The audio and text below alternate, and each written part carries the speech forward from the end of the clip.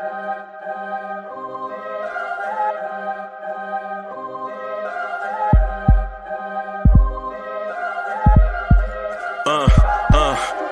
rank where the view is nothing less than phenomenal. For how I express and project from my abdominal. The only view better, both my daddy and my mama know. No living parents, my sons give me balance. My wife is my serenity, this mic is my identity. The world is foul enough, that's why I write without obscenities. Provoking danger with broken language and spoken anguish. Begging to get hurt, why would you ask to go through changes? Yes, Lord, life's a chessboard, master the angles. Control the tempo, be the one who holds the info. Acknowledge is just as deadly as machete swings. When spoken, the truth is as potent as that Medellin. While others swear the style is free, I just let it ring. Our time is undervalued, soldiers make us better kings. My fans on my shoulder, reaching after better things. Today I take the shot, for them I'd rather set the screen. My mama told me follow my dreams. My daddy told me get it by any means. Stand tall, make him bow to a king. But I've evolved, you can see the resolve. Look in my eyes when you speaking to God. Life and for those who we caught up in using what I was taught with the muse. I guess they call it proving I'm more than an artist. Penciling out my darkest while stenciling out a harvest. And storing what gets me from A to B, just like garages. Instrumental with collages. Envision what I've been drawing. Broadway to give you rhythm like the great Lena Horne. So bent torn, found comfort in the storm. Find peace and norm when you see them others perform. Organized chaos, outcasted like hey ya. Yo, party people in the place to be. What's good? It's the number one Chief Rock and Knicks Universe, your main man, Uncle Freezy. And welcome to the Knicks Morning Drive. Y'all want this party started right. Y'all want this party started quickly. Right? Bam! Here we are. RAW. All right, here we go. Here we go. Blue tears, orange tears, blorange tears. What's good? Let me throw a little.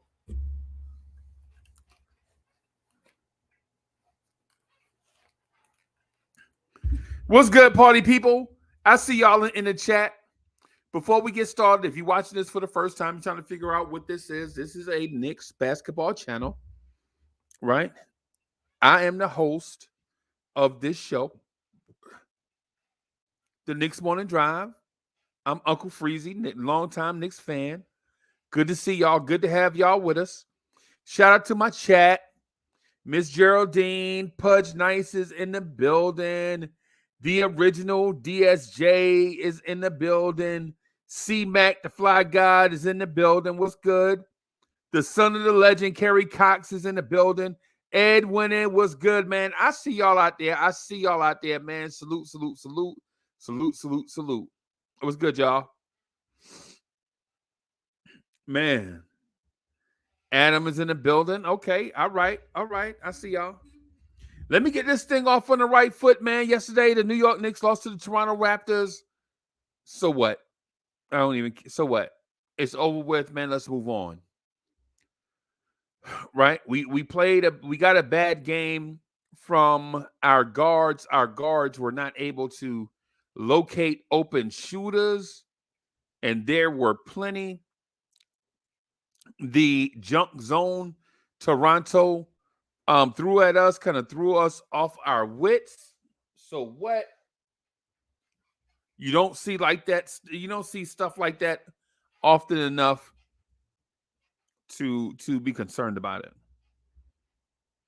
Right? If you're a Knicks fan this morning, get that energy up. It's 16 days to the trade deadline, and I think the Knicks are going to do something. I think the Knicks are going to be busy. Right? Just checking the phone for alerts. NBA rumors before we start the conversation.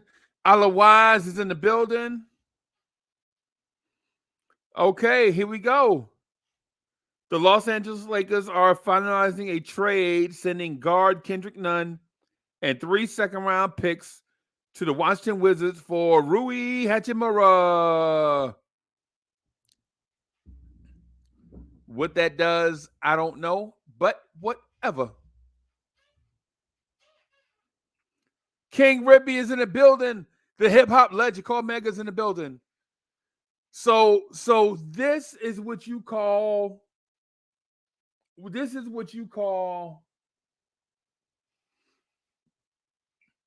popping the top. Popping the top. Like once this Rui Hachimura deal goes through, I think you'll see other deals start to go through. Now, Kendrick Nunn and 3 second-round picks for Rui Hachimura seems like a lot, but I believe the Lakers are desperate. Right? 3 second-round picks for Rui Hachimura seems like a lot. I'm glad the Knicks didn't do it. Right? Glad the Knicks didn't do it. Because we'd really have something to talk about in here if the New York Knicks trade 3 second-round picks and a player for a Rui Hachimura. Right? But I'm glad to see the top is popped on a deal. Stephen Okongwu is in the building. Was good. Was good.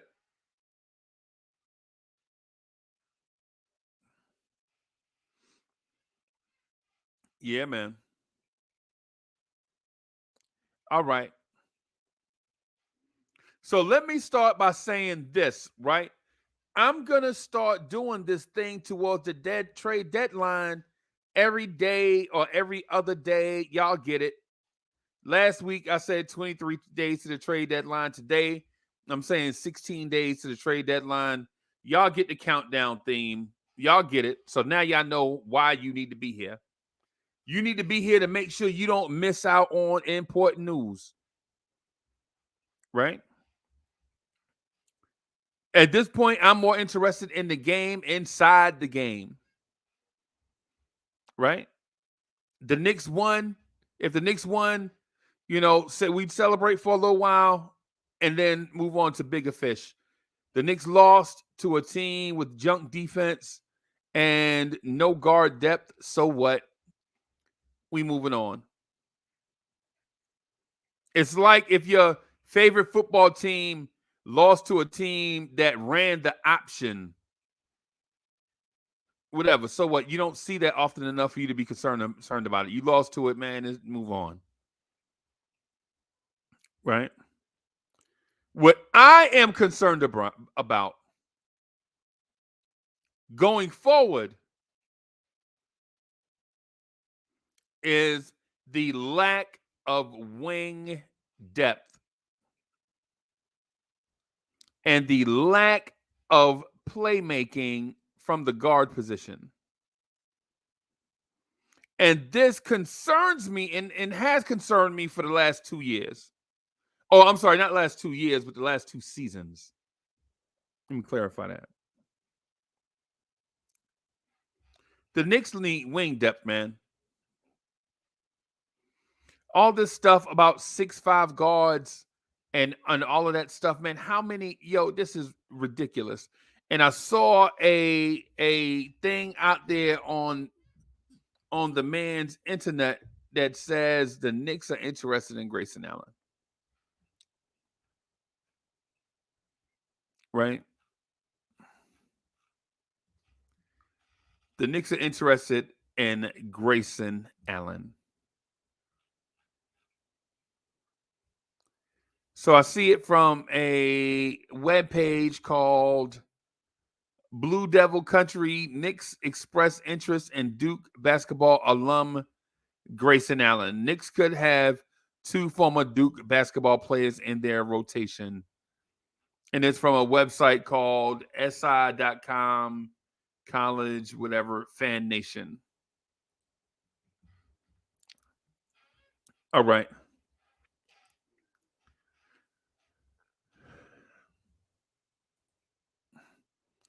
Here's the thing that I'd like to figure out, and y'all help me with this. Y'all help me with this because I need help. Right?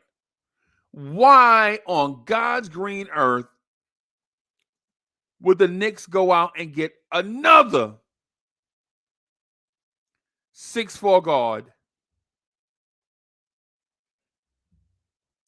Why?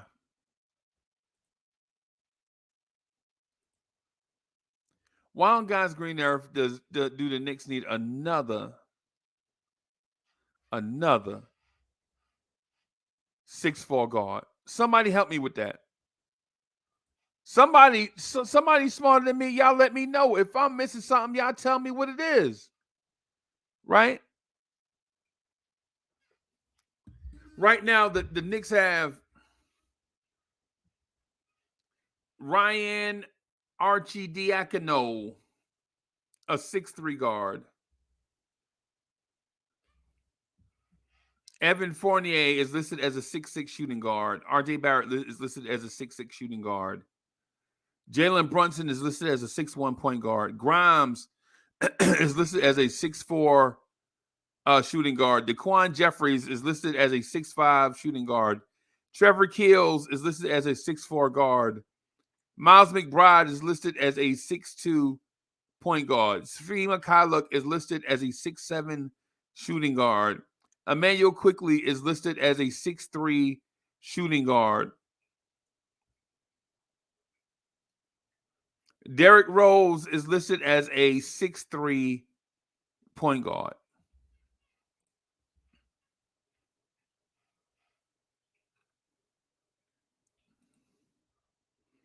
Jay Boogie is in the building. Jay Boogie says, shout out to the chat.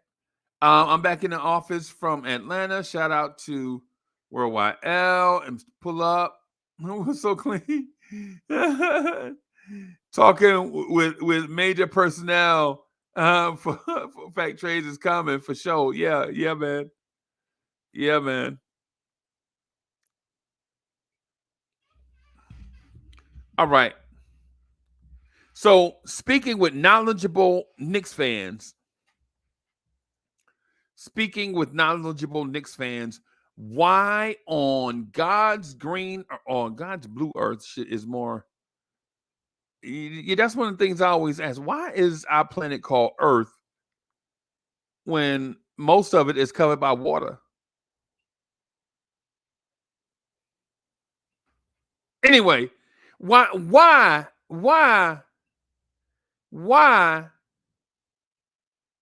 would the Knicks be interested in another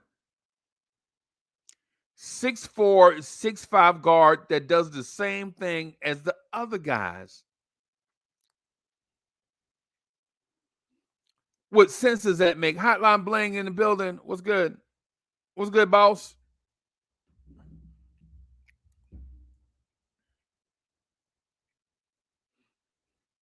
Okay, so it looks like that Lakers Wizards trade is official.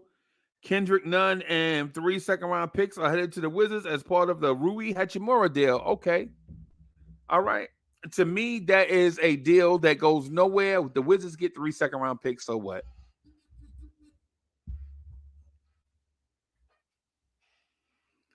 T. Williams is in the building.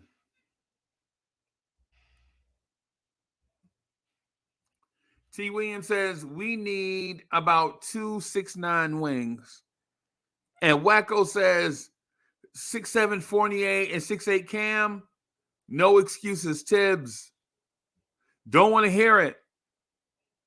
No.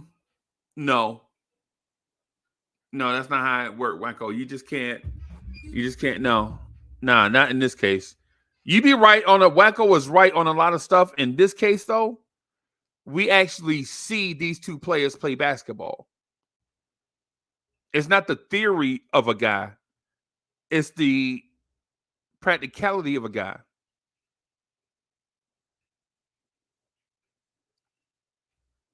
Cam Reddish is not playing, even though I like Cam.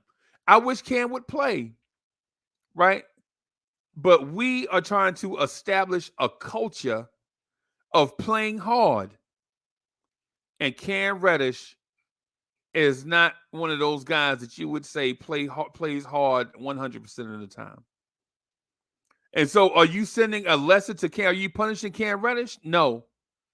You're letting everybody know that in order to get on the floor, you got to play hard all the time.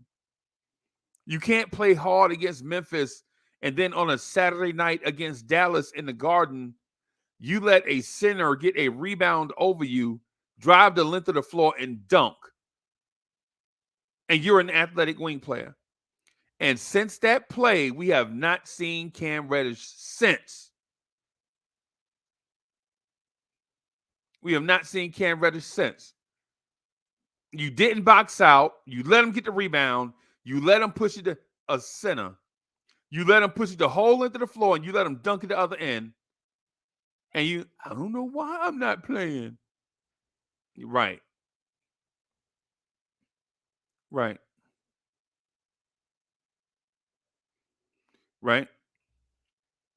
Play hard all the time, bro. Play hard.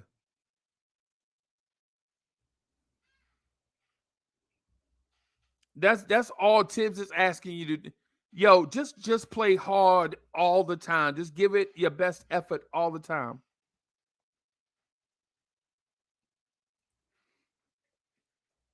Yo, Donnie D says, blow it up. We basic. We a bag of ham sandwiches as a team. My man, hey, I said we a bag of ham sandwiches, yo. We a bag of ham sandwiches. We ain't even like, yo, such and such is a ham sandwich. Or it was like, yo, we like a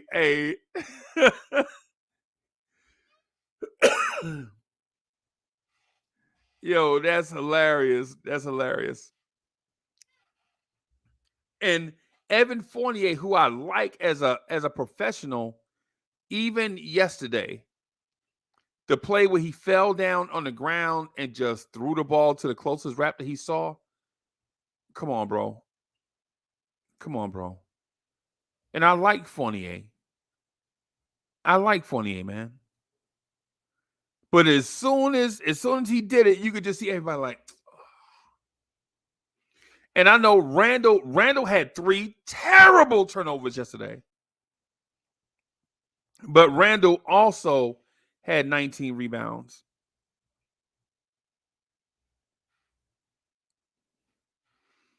And T. Williams says, stop fooling ourselves and go get them Thompson twins. Bim.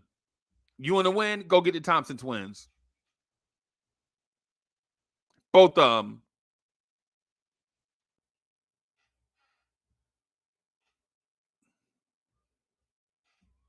You want to win? Go get them.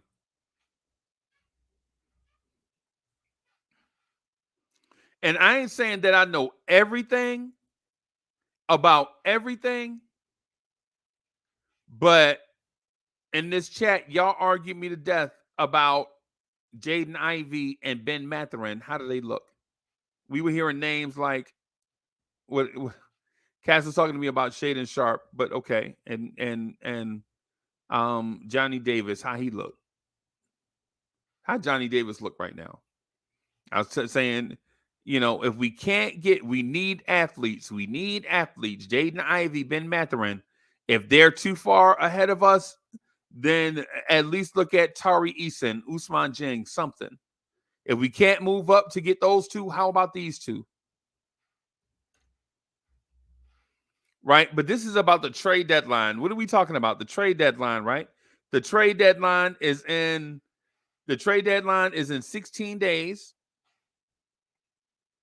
And the Knicks have injuries and inefficiencies. Now, going into the trade deadline, we have to consider a few things. Sherwin is in the building. My guy, Sherwin. What's good, bro? All right. So the trade deadline, you have to consider a few things, right? Number 1, the collective bargaining agreement. We have to consider the collective bargaining agreement, right? Who is going to be free agents? Hey, Roy, I see you. Hey, what's good, Mr. Hughes? What's happening?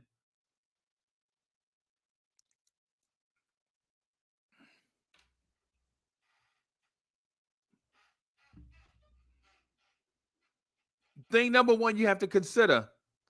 is a collective bargaining agreement, right? So you'll know how to spend your money and what free agents you can wait to jump in on and which ones you can't, right? So, and I'll tell you what, based on the collective bargaining agreement, the Dallas Mavericks could only offer Jalen Brunson 20% more than his current contract, which was 4 years, 55 mil, because they waited to a certain time and they could only offer four for 55, right? That's not Dallas's fault. That's the collective bargaining agreement limiting how much you can pay a player based on certain things like they contract and such. Jay Boogie, thank you for the generous contribution. Jay Boogie says Evan Fournier did an upside down hike to Dak Prescott. Yes. Hilarious, bro. Hilarious. Thank you for the generous contribution, bro. Sherwin says, I don't see the Knicks winning 10 more games with this schedule. We must be sellers for next season.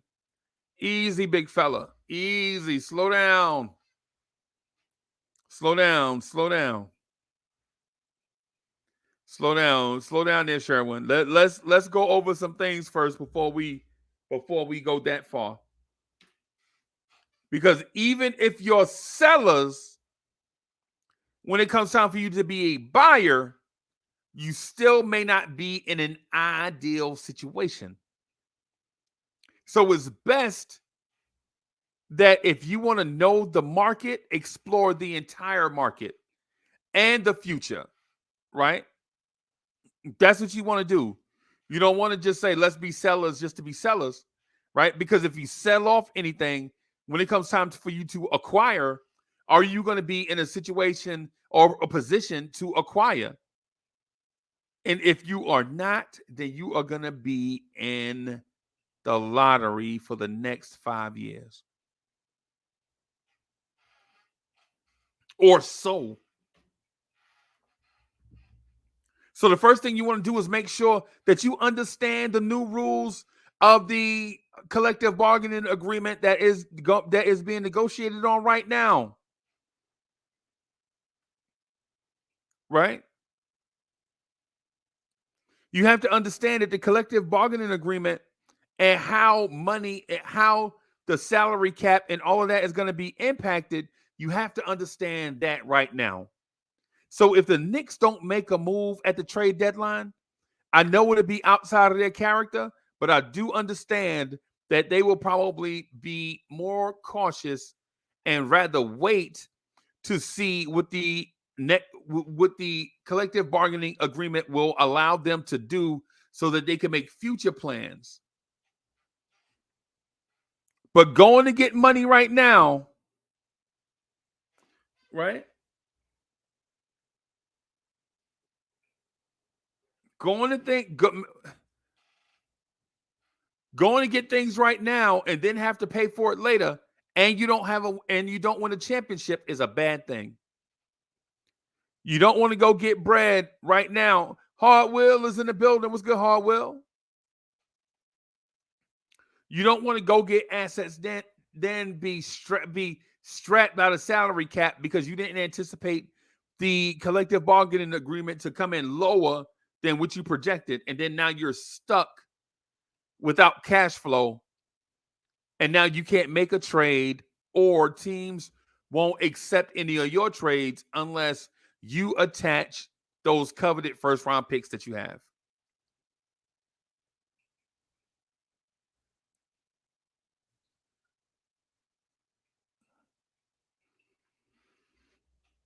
And so Sherwin says next year cap is going up by $23 million, but you don't know that yet.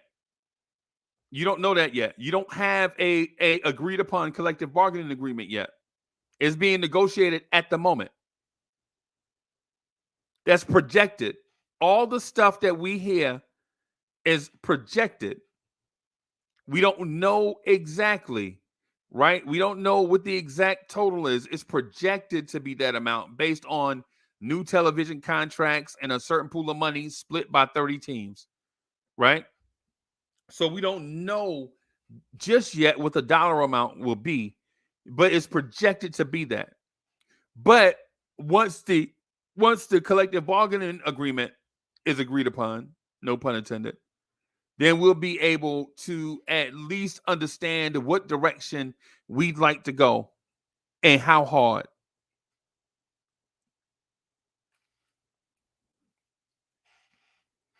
Here's the second thing. And this is very important.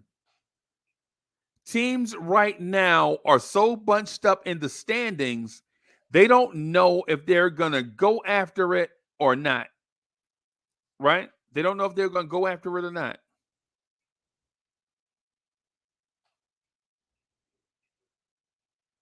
They don't know if they're going to go after it or not. And like if you're a team like the Knicks at 25 and 23, are you going to make a serious push for the playoffs, or are you going to stay pat, or are you going to trade away your assets? We don't know that yet. We don't know that yet. All right, Sherwin hit us with some info.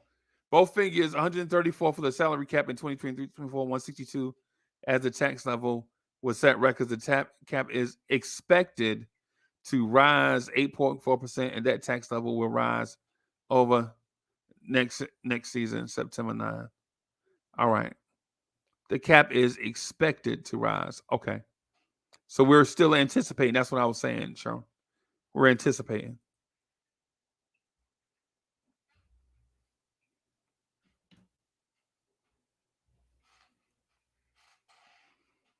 Everything I saw about what Sherwin is talking about is economists taking into account what these projected deals are going to look like, and then taking a calculated guess on what they think that number is going to be. But no one knows for sure yet. No one knows for sure yet.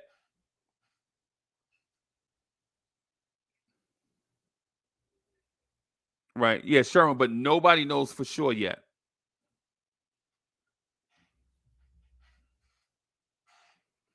Economists put that everything that I saw, everything I've been reading for the last few weeks, economists have been putting these totals together, speculating based off of what people are, the numbers people are giving them certain numbers might look like. And they're making an educated guess.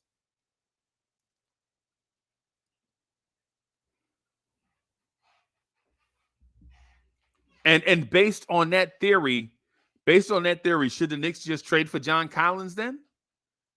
Should the Knicks go trade for a big contract? Guessing that the cap will go up? Should the Knicks trade for Damian Lillard in anticipation of the cap going up? Nah, the Knicks should chill out and make, whatever. The second point that I alluded to just really quickly, briefly, is teams don't know who they are yet. And I know we're about 50 games into the season. But a lot of teams don't know who they are. The Lakers want to win, but their record is terrible. The Wizards want to win, or do they? Do they want to win, or don't they? What do they want to do? The Wizards are behind us in the standings. Do the Wizards feel like they can catch us since Mitchell Robinson is out and the Knicks have the second hardest schedule? There's a lot of things that go into this, right? If you're Indiana, do you sell off parts like Chris Duarte and Miles Turner in order to acquire more assets, or do you trade for guys and try to make a serious playoff run?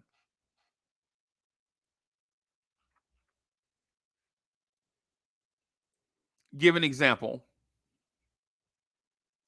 Indiana is in 9th place in the East with a record of 23 and 25. Can they be a play-in team? Maybe, right? But the Toronto Raptors are in the 11th spot, 2 games behind them, right? And in between those two teams are the Chicago Bulls. right? And a team that's tied with Toronto at the moment is the Washington Wizards, right? So here's a hit 7 through 11. I'm sorry, 7 through 12 in the East. The Knicks at 7. The Hawks 1.5 game back, 0.5 games back, right? The Indiana Pacers 2 games behind the Knicks. The Chicago Bulls 2.5 games behind the Knicks. The Toronto Raptors 4 games behind the Knicks. The Washington Wizards 4 games behind the Knicks. Right? Now, who's in front of New York that's catchable? The Miami Heat are 1 game ahead of the Knicks. Cleveland is 4 games ahead of the Knicks. If you're the Knicks, what do you do? What do you do?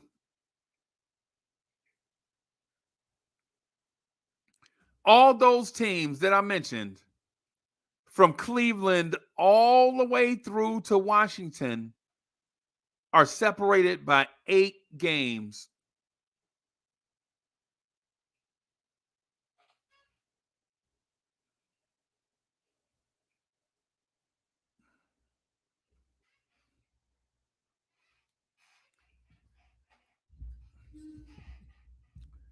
And all these teams want that playoff money. Playoff money is a real thing.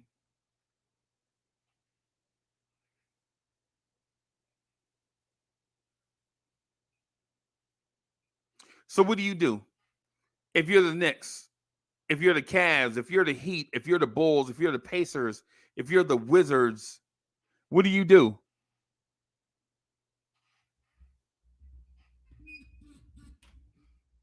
I ain't gonna lie to you. If I'm the Bulls in the 10 spot, I go trade for a point guard because I feel like I'm a point guard away from being the better team of anybody in that group.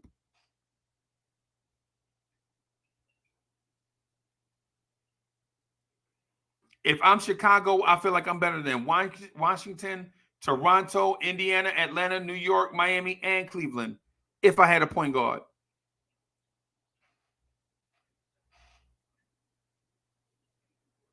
If I'm Indiana, I try to stay healthy because Indiana has all the pieces except they stay injured. If you're Toronto, what do? You have all these pending free agents this year and next year. What do? Do you blow it up? Do you sign them back? Do you run it back? If you're Washington, you're probably a point guard away. If you're the Magic, you're probably a point guard away.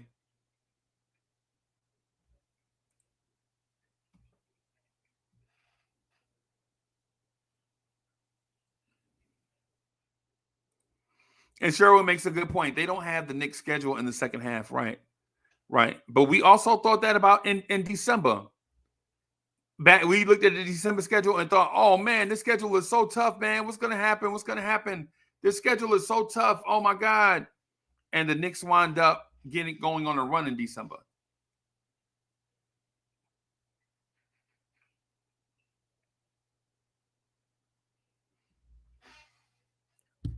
So here's the third thing.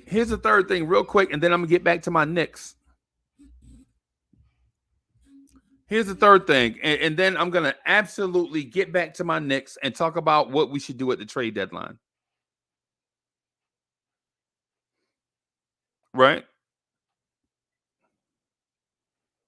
Here's the third thing.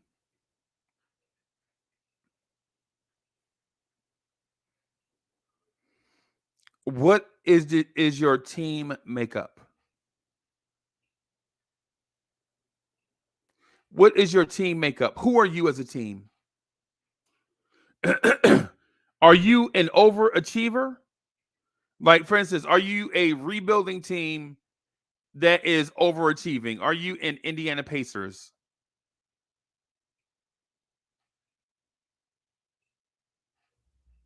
If you're an Indiana Pacers where you're rebuilding, but all of a sudden you find yourself in a playoff hunt, you have to look at things for what they are. Do we stay pat or do we make a move? Do we try to capture lightning in a bottle? If you're a veteran team like the Washington Wizards and you are underachieving and you feel like you may be one player away from, say, a 5 or 6 game win streak that puts you in the midst of the New York Knicks and Atlanta Hawks and Miami Heat, why not go get that guy?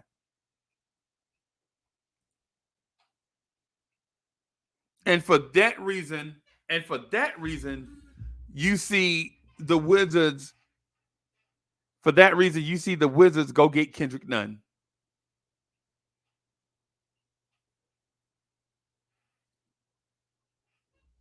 Almighty Finesse is in the building. What's good, bro?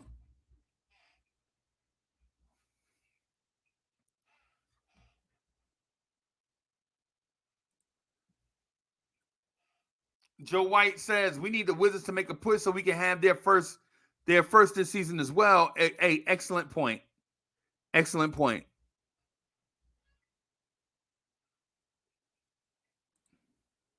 Yes, bro. Yes. The cap is off. And Sherman says, LOL, Indiana is a talented team. If you put Randall on that team, they will be a top 4 in the East. Okay. But they rebuilt with youth, is what I'm getting at. I'm not saying that Indiana is OKC.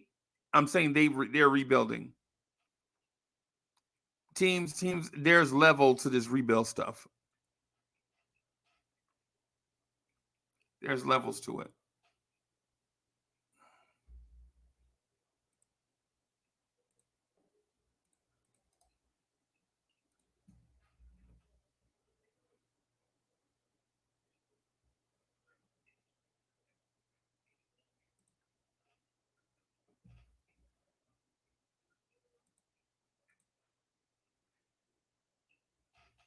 Let me move some of this stuff around here. I have some stuff in front of me, y'all. I'm sorry. I just want to move this around just so I can stay on it.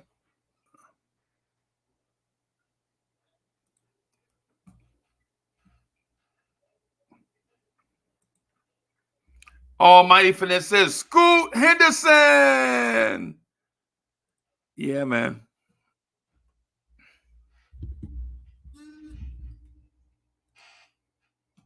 Salute. I'm just here to give a like, bouncing out the land. Salute to the chat. Hey, appreciate it. Appreciate it, bro. Appreciate it.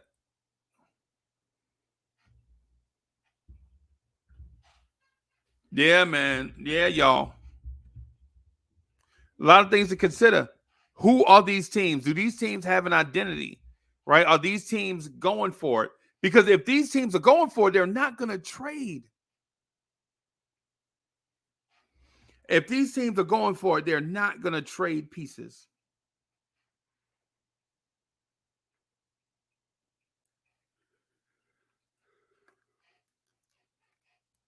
If everybody feels like they have a shot, they are not going to trade.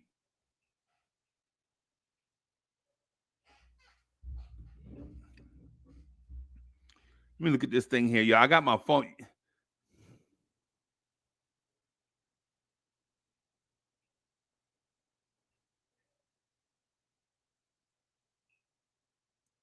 The Lakers traded for Hachimura with the intention of signing him to an extension this summer. Sources say, blase, blase, blah. Okay.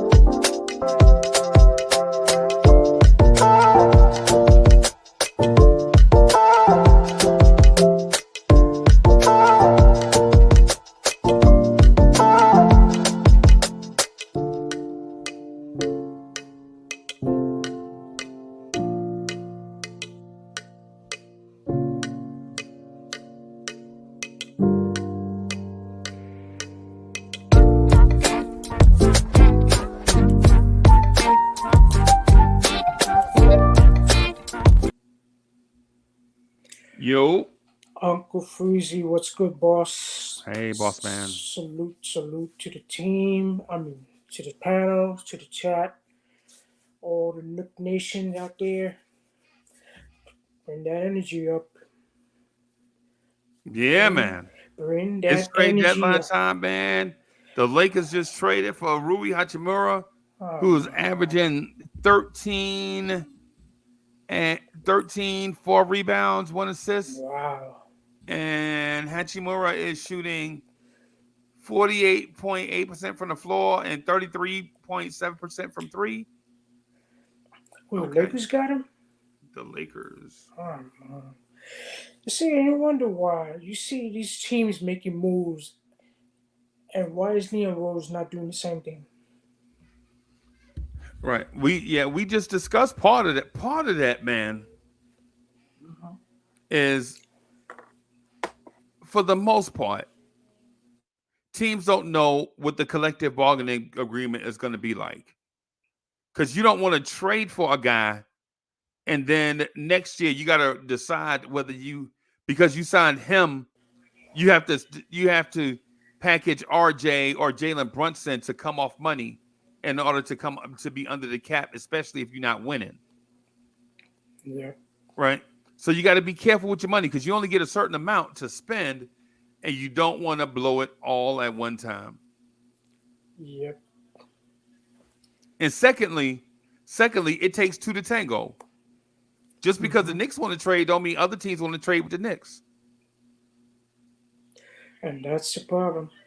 Right. And so that's part of Leon Rose's dilemma. And then the third thing, and probably the most important thing, is a lot of these teams don't know if they're a playoff contender or whether they should tank in the deepest draft ever, or potentially one of the deepest drafts ever. Keith Turner's in the building. Harlem CEO is in the building. Yeah, man. So at this point, almost heading into the All-Star break, what do you think this front office should do? I don't know. What do you think? I don't have a clue either because all the big stars either they're signed with a big contract or still have 2 or 3 years left in their contract. Right. And the Knicks cannot go after them. Tell you what I think the Knicks should do. Yeah, what the Knicks should do in the free agent. And at the trade deadline. I'll tell you what the Knicks should do. Trade deadline, yeah. What the Knicks should do is be cautious and be mindful of their fiduciary responsibilities. Like they shouldn't just spend like a drunken sailor and then this summer have to make up for their mistakes because they've done that before. They signed Nerlens Noel to another contract. They signed Alec Burks to another contract. They signed Evan Fournier. They signed Kemba Walker. And then all those things they regretted. Hey, boss lady is in the building. Adam, don't say nothing to get the boss lady mad. Okay? Adam, don't say nothing. Don't say a thing to get the boss lady upset. Okay. Right? Adam, don't say something like Tom Thibodeau is going to get a contract extension after the season. Oh, I would never say that because Tom Thibodeau doesn't deserve it. If you're asking me what the Knicks front office should do about Tibbs, they should fire him and let Johnny Bryant take over. Is the coach the problem, or is the personnel group the problem? Yeah, big time. Right. So Keith Turner says, I'm trading everyone not named Brunson and Randall. Yeah, I would get rid of the majority of the Knicks roster and bring in nothing but stars. Who's trading their stars though? Who's going to trade their star? First, I would like to. If I'm Leon Rose, he should contact OKC and find out if Shai Alexander is still available. They're not taking offers for him. No. No. I would bring Shai Alexander to the Knicks in a heartbeat. They're not taking offers for him. Because they're not planning to keep him. They're not O- taking. OKC, They're not taking offers for him. they're not. No. Okay. The Oklahoma City Thunder are not taking offers for Shai Gilgeous-Alexander. That's Oh, on numerous podcasts, right? okay. They're not taking offers for him. They got him, they groomed him, they Right. made him a star in OKC. Why Yeah, would they trade a star that they have under contractual control on a decent contract yeah. in a market that he can already thrive in for the sake of going out and getting draft picks? Mm, One could say, and I know this is going to sound crazy, but one could say at this point in his career, he is on the career arc of James Harden. And why would you trade James Harden at 20, 23, 24 years old? mm. They did it once and it backfired.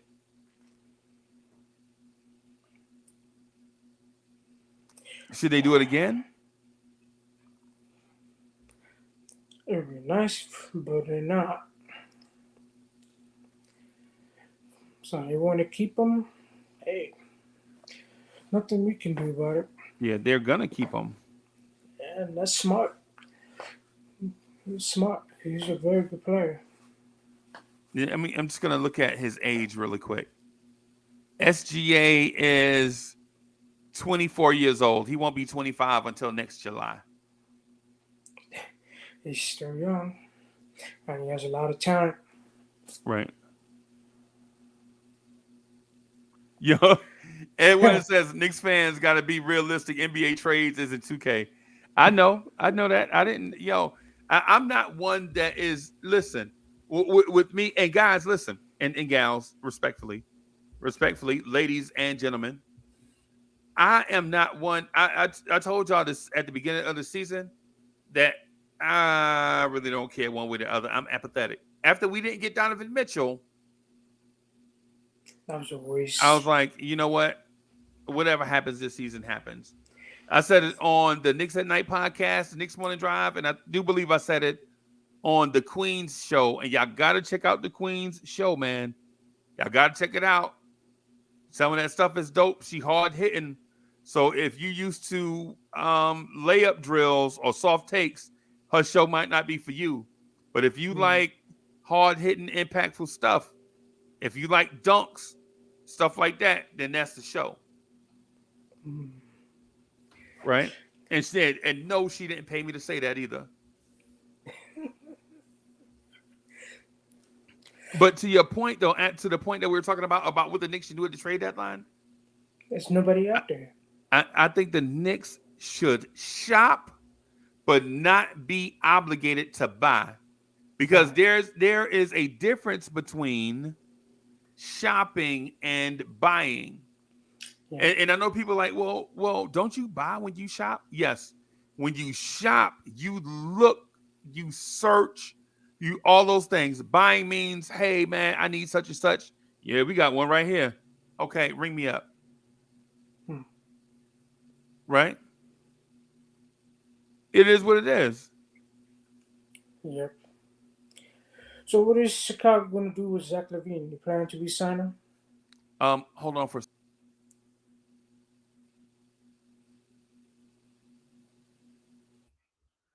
Man, they signed Zach LaVine this summer. Oh Lord.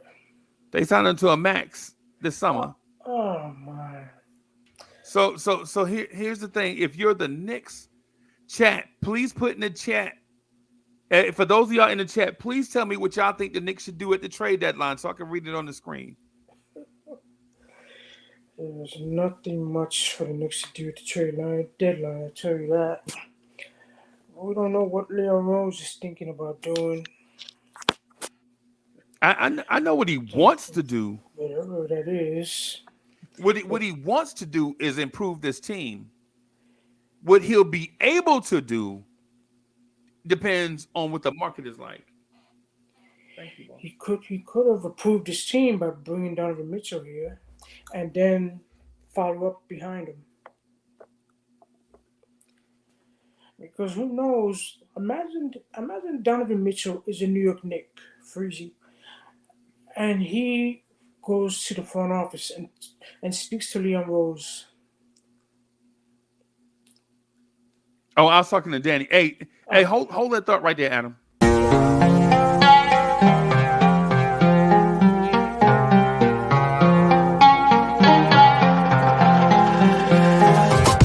Easy.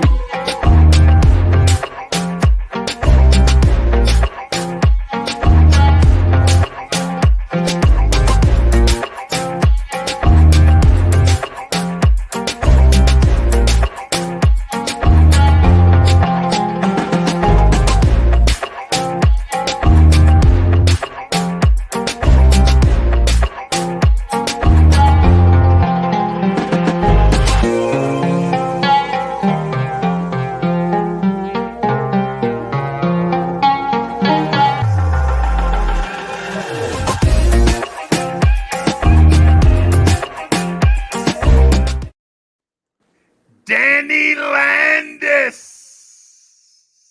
Good afternoon, Freezy. Good afternoon, Adam. How you guys doing? What's good, boss?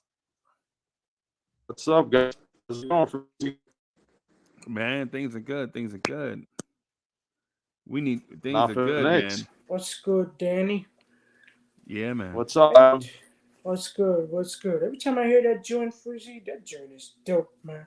Yeah, You gotta that's hook. You hey, gotta that's hook. Danny's joint right you there, gotta man. hook- Get the you gotta party hook- going in the morning You gotta hook or the my. afternoon. You gotta That's hook up. it. You gotta hook my what is that called, Freezy? You The what? intro. The intro. One of those Yeah. joints. Yeah. Man. Okay.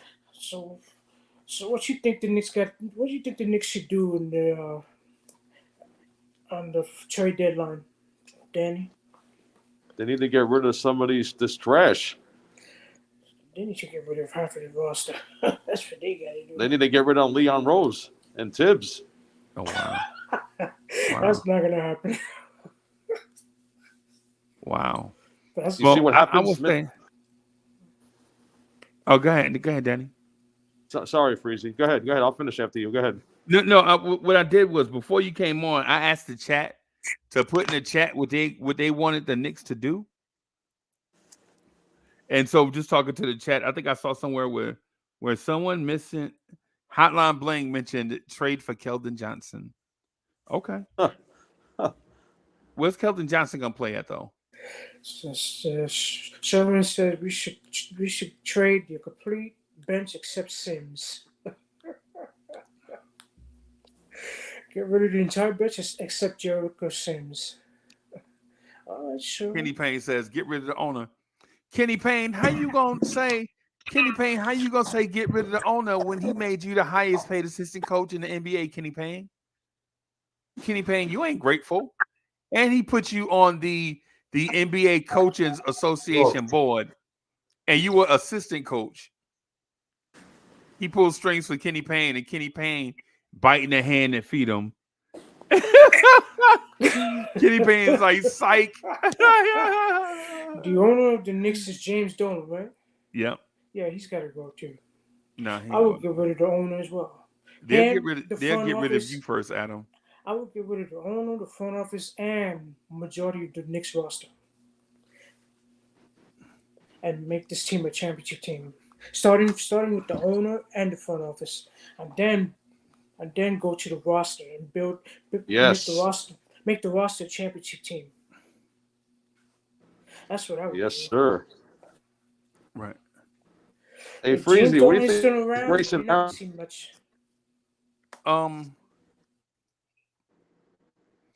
I don't like the Grayson Allen idea. Nah. Right? More I trash. don't like the Grayson Allen idea because you already have guys that play in that same role. So either you're going to trade a guy that we already have for Grayson Allen, or you're going to bring Grayson Allen in and make a even bigger logjam. Right? Because in theory, Grayson Allen and Quentin Grimes will be the same player. Right? In theory. Both are going to play the two. Both are going to defend twos, some threes, no points. Or Grimes can defend some points. Then what do you do with Quickly, right? What do you do with Quickly? Do you play Grimes, Grayson Allen, and Quickly together? Then if you do, then who do you play? Who do you play with those two? You have to play a big wing with or a big forward. Is it Obi? Right? Or in my mind, yo, Lou Hedges is in the building. Bo Ismail is in the building. Will Socket, what's good? I see you. What I would say to it is be careful on who you look to go get, because if you get more of the same, you are gonna get more of the same. You feel me, Adam? Like, Yeah, man. yo, if you go out and get more of the same guy and you're frustrated, then you're only going to be more frustrated because you're going to get more of the same guy just in a different jersey.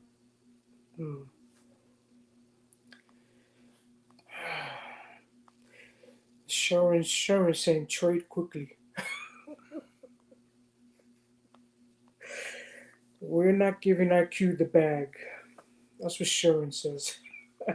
And Kenny Mason, ownership should get every Knicks fan NBA 2K so they can do these fantasy. Right, no doubt. No doubt. Yo, look who it is. Almighty Finesse is in the building. My guy, Almighty Woj. What's happening, bro? How you doing? Yo, what's the topic we talking about? Yo, what the Knicks need to do with the deadline? I think we should blow up the roster all the way up. Yeah, bro. Yo, go get Scoot Henderson, bro. Okay. All right. I agree. All right.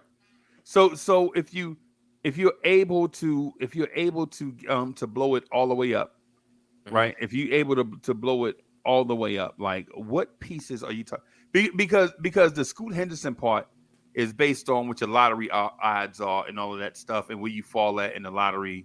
And yo, bro, just get in the top 5, bro. In the top 5.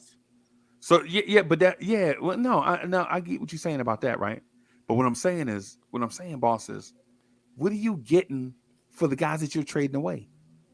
Just trade them. For what? You said what? What are you trying to get? What are you selling them for? Like, what do you want draft back? Picks. Simple. Like, no, I know. But what kind of draft picks you talking about? Like lottery protected. Lottery protected picks. Yeah. The reason why I asked you that is because in order for you to get big time picks in this draft, you know what I'm saying? Like, in order to get like a top 10 pick in this draft, you're gonna have to pay a lot to get a top 10 pick in this draft, right?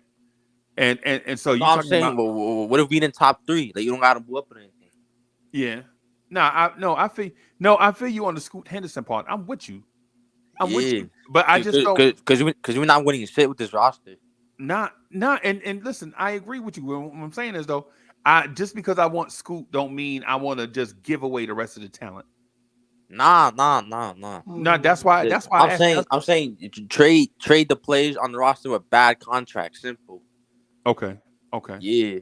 You feel me? Yeah. That makes sense there, right? Yeah. So if you trade Fournier, Rose, who else? iHeart. Yeah, they gotta go. Yo, what's up, Tony? Peace, family. What's good, man? How you doing, brother? I'm good, bro. I seen you on. I'm like, let me see if the link's up. Yeah, so here I am. Yeah, man. We in here just chilling, man. Talking about the trade deadline is 16 days away. We counting it down, trying to figure out what the Knicks are gonna do. Almighty Finesse basically said Almighty Finesse said, man, just go after Scoot Henderson, man. Get rid of everybody else. Yo, bro. I feel like we're not gonna do shit at the trade deadline. Shout out to the panel. Shout out to the chat and your Black is time. Yeah, that's crazy talk. What you talk about me? Crazy talk? You talking about tanking, right? Yeah, bro. We have Yeah, to. yeah. Oh, players don't tank. Number one, You said what? Players don't tank. players do not tank.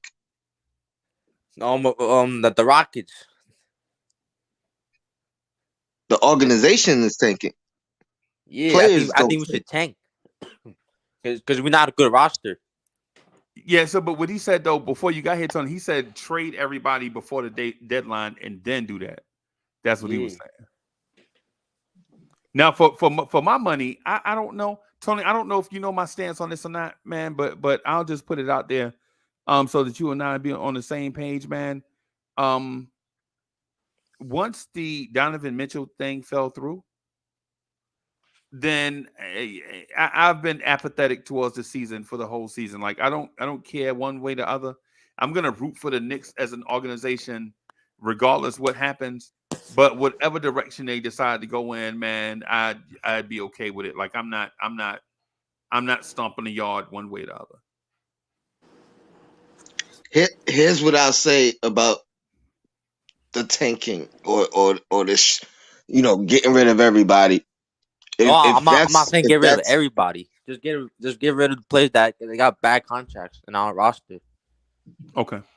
I mean, if you're gonna do that, what you need to do is that needs to be a James Dolan decision, and you need to tear down the whole organization, the front office, the Yeah, coaching the front staff, office gotta go, bro. everything.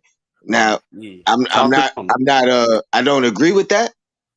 But if that's your argument, it's less crazy than just you know what I mean. We got to tank and go for one particular player because that's not a guarantee even when you tank. So you know what I mean. Like it's irrational in my opinion to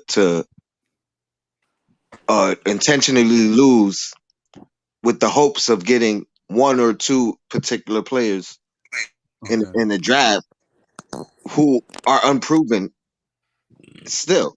You know what I Nah, mean? Scoot Henderson, Regardless of that who guy. they are I'm telling you, now, bro. you Scoot don't Henderson know is that who they're guy. gonna be in the NBA in the league, or how it's gonna pan out. You know what I mean? Just in general with life, injuries and anything.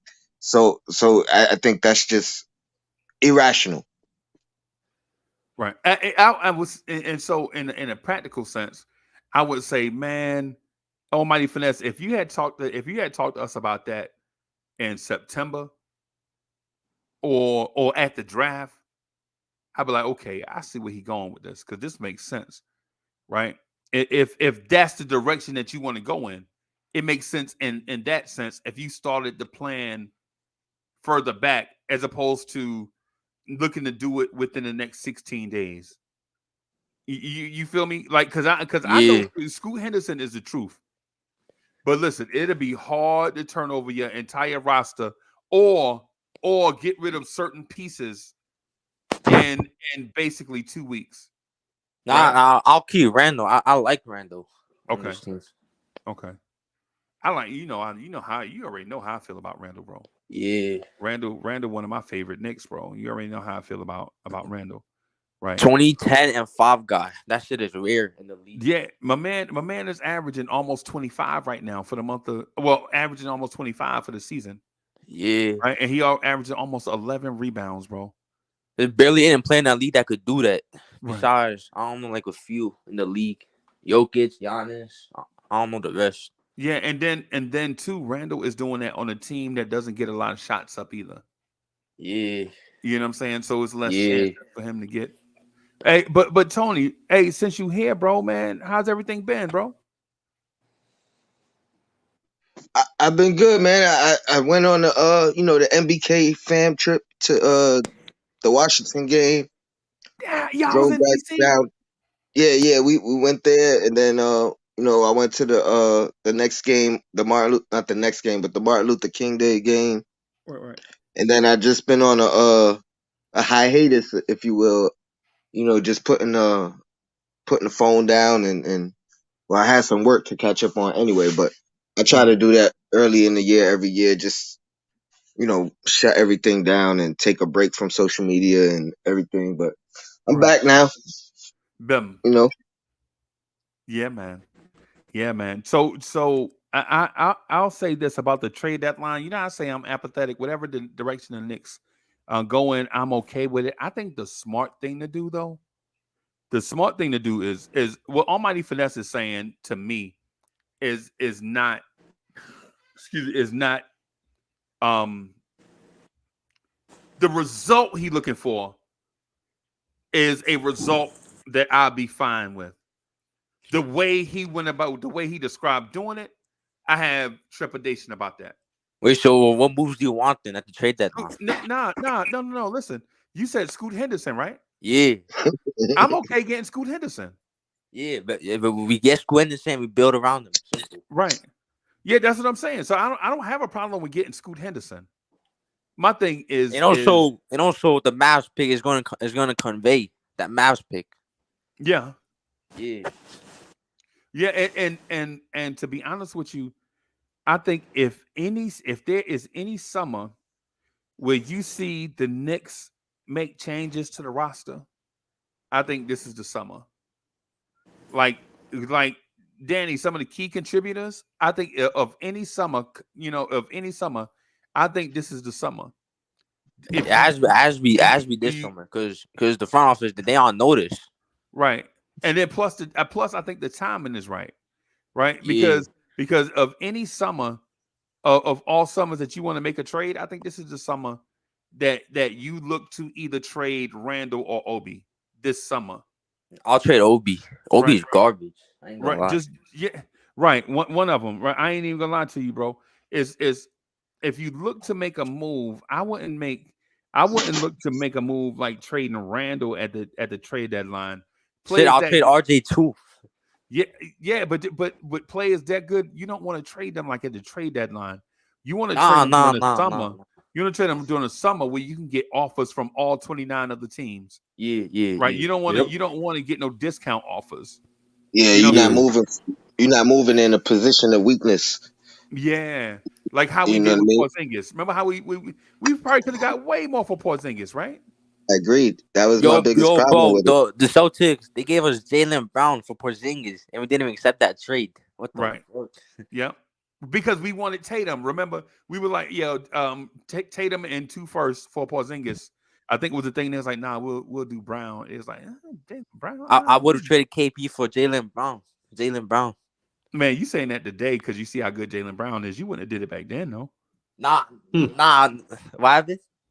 Right now you know how good Jaylen Brown is, but you wouldn't have did it back then. Jaylen Brown was nice back then. Nah, he was all right back then. Yeah, he was still developing. Yeah, he wasn't. Oh, let me bring my guy in real quick.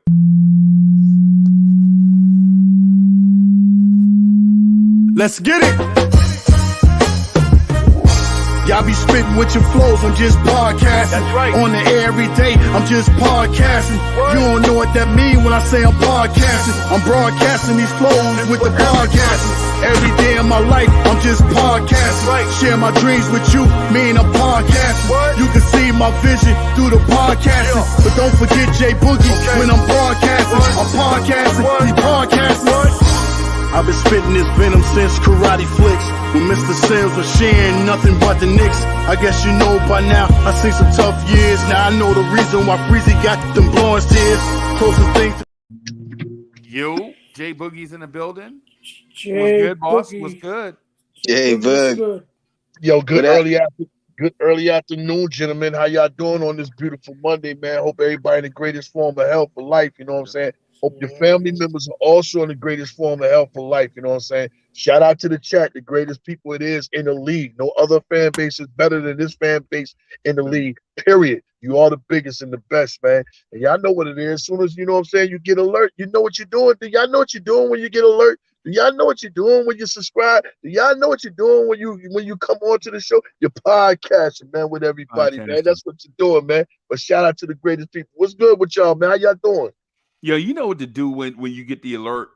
All right, stop what you're doing because I'm about to ruin the image and the style that you used to. You already, you know what I'm saying? You already know a lot of shows be acting funny. What's happening, man? Yeah, man. Ain't that to it, man. I'm chilling, boss. I'm chilling. I'm telling, man. Talking about this trade deadline talk, man. It's 16 days to the trade deadline. 16 is actually like 16 days and like 2 hours to the trade deadline, right? And so we're trying to figure out what the Knicks are going to do, what the NBA is doing, because it's important to know what the NBA landscape is doing, so that you'll know what the Knicks are able to do and what they are, not able to do, based on what teams are asking for their players, what teams are buyers, what teams are sellers, right? What the CBA is going to be going forward. All these different things you have to take into account, because the Knicks don't want to take on a bad contract. Then the CBA come in lower than what you thought. Then now you got to consider trading Jalen Brunson or RJ Barrett just because you took a misstep at the trade deadline of 2023, right? It's one of them things, man, where you gotta anticipate a lot of stuff, but you also gotta read the room, right? And then plus you have to understand who you are and what you actually need, what you can improve by getting your coach to actually be a 21st century coach, and the roster of these dudes that want something for nothing, right? Can you motivate Tibbs to do certain things? Is your roster as good as what you think it is? If it is, then you got to get the most out of that roster. If not, you got to flip them players immediately so that you can get better players in the door.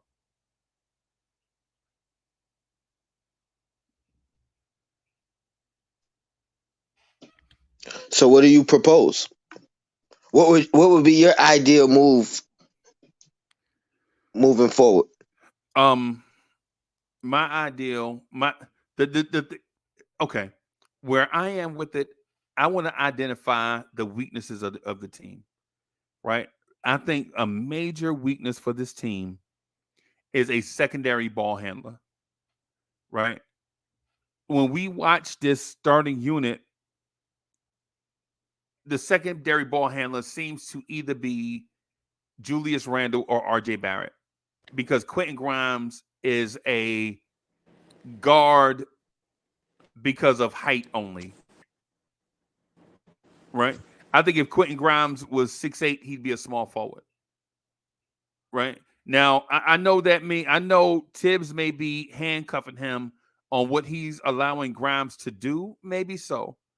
But I don't know that to be absolutely true. All I can go by is what I see on the floor. You know what I'm saying? Like the other night, Toronto was trapping Brunson every time he went to a specific side of the floor, and Grimes never rotated up to the top of the floor to be the outlet for Brunson. Brunson had to dribble out of it, right? But you learn these things as far back as middle school, that guards are a tandem. They play together. If one guard gets trapped, the other has to go be the outlet, right? And vice versa, right? So what I would say is primary or secondary ball handler when Jalen Brunson's not on the floor. Like last night when Jalen Brunson went out of the game, it was sickening to watch the guard play. Our guards are, and even though I like Miles McBride, I don't think he is that guy yet. I think he's still like a year or so away, right? I mean, wouldn't that have to do with the circumstance of quickly being out? Not just that. I use that as an example, but not just that. That's all season. All season we've been seeing it. Like, because think about it. If so quickly comes off the bench, Grimes is the starter, right? So what I'm saying is we need to either take the handcuffs off Grimes and let Grimes be a playmaker, or we could just sit back and watch Julius Randle run the fast break like we did the other night and watch him bowl over defenders like a bowling pin and turn the ball over. Mm. All right, so I've been debating what I was going to title my show later, right? Right. But one of my concepts was hero ball, and has that been killing us? Because what I've noticed, I wouldn't even put that on Grimes or a handcuff of Grimes. I think Brunson at times, Randall at times, and RJ at times play hero ball, Right. and they don't relinquish the ball or don't relinquish it in a timely manner Right. to where they only really giving up the ball when they absolutely have to. What we've noticed, or what I've noticed as of late, is it's been resulting in turnovers And as turnovers. well. With, Live you ball know, and live ball turnovers too. And resulting in live ball exactly. turnovers, not dead ball turnovers. And these are coming from Brunson, who this is not typical of. You know what I mean? So maybe I don't know if it's teams adjusting. You know what I mean? Like Right. we passed the midway point at this point. You know, teams know or are making these adjustments based off the film that they've been watching all year long. So I Right. don't know if it's that. And now Brunson has to adjust, but he has to give up the ball a little bit quicker, as Right. does Randall, as does RJ. Right. RJ's probably been the one who's improved the most in that aspect as far as where he started and where he's at now. Right. And I think it's going to have to be a little bit of an adjustment for Brunson. And you know, Randall has dealt with this on and off. You know. And this is the fourth season of these 20 game stretches from Randall, bro. Agreed.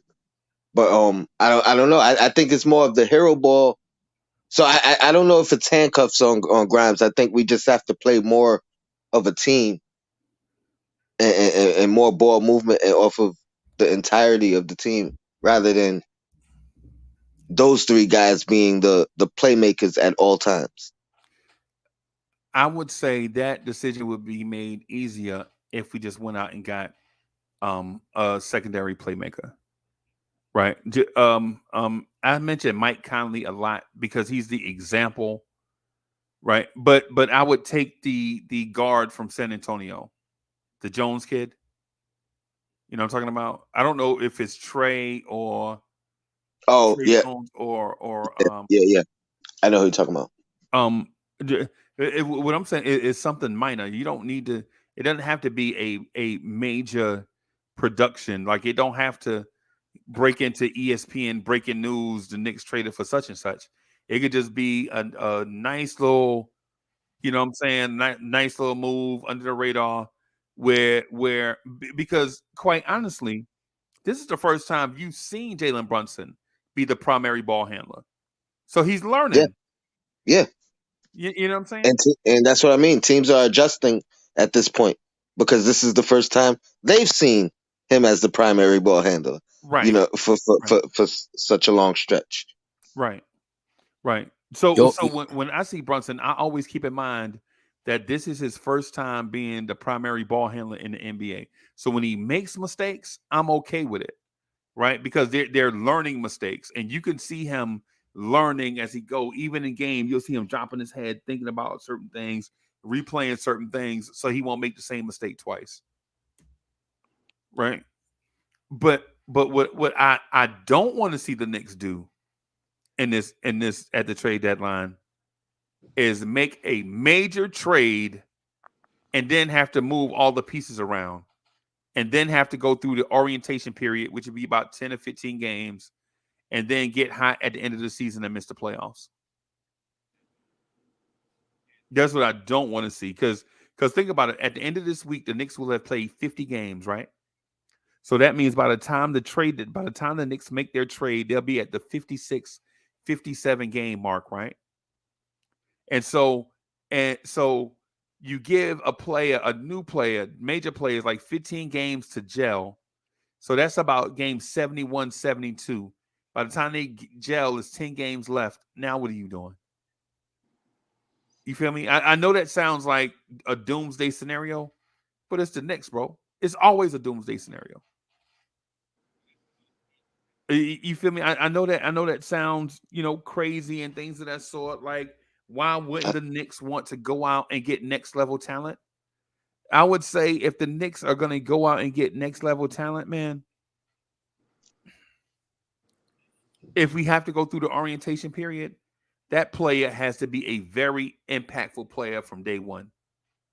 Like he got to come here and make us better from the giddy up. If there is like no adjustment period is what you're right, saying. right, he got to be impactful from soon as he get off the jet, soon as he get off the plane, he got to be impactful.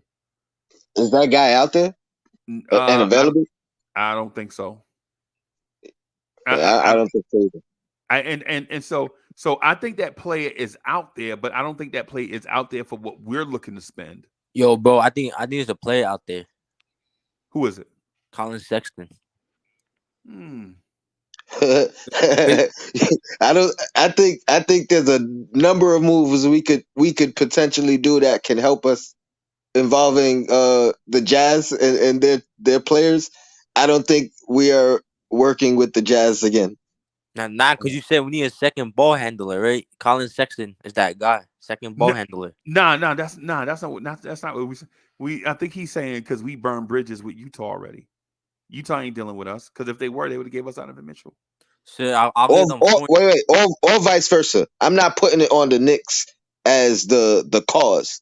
Okay. I don't know which one because there's conflicting reports.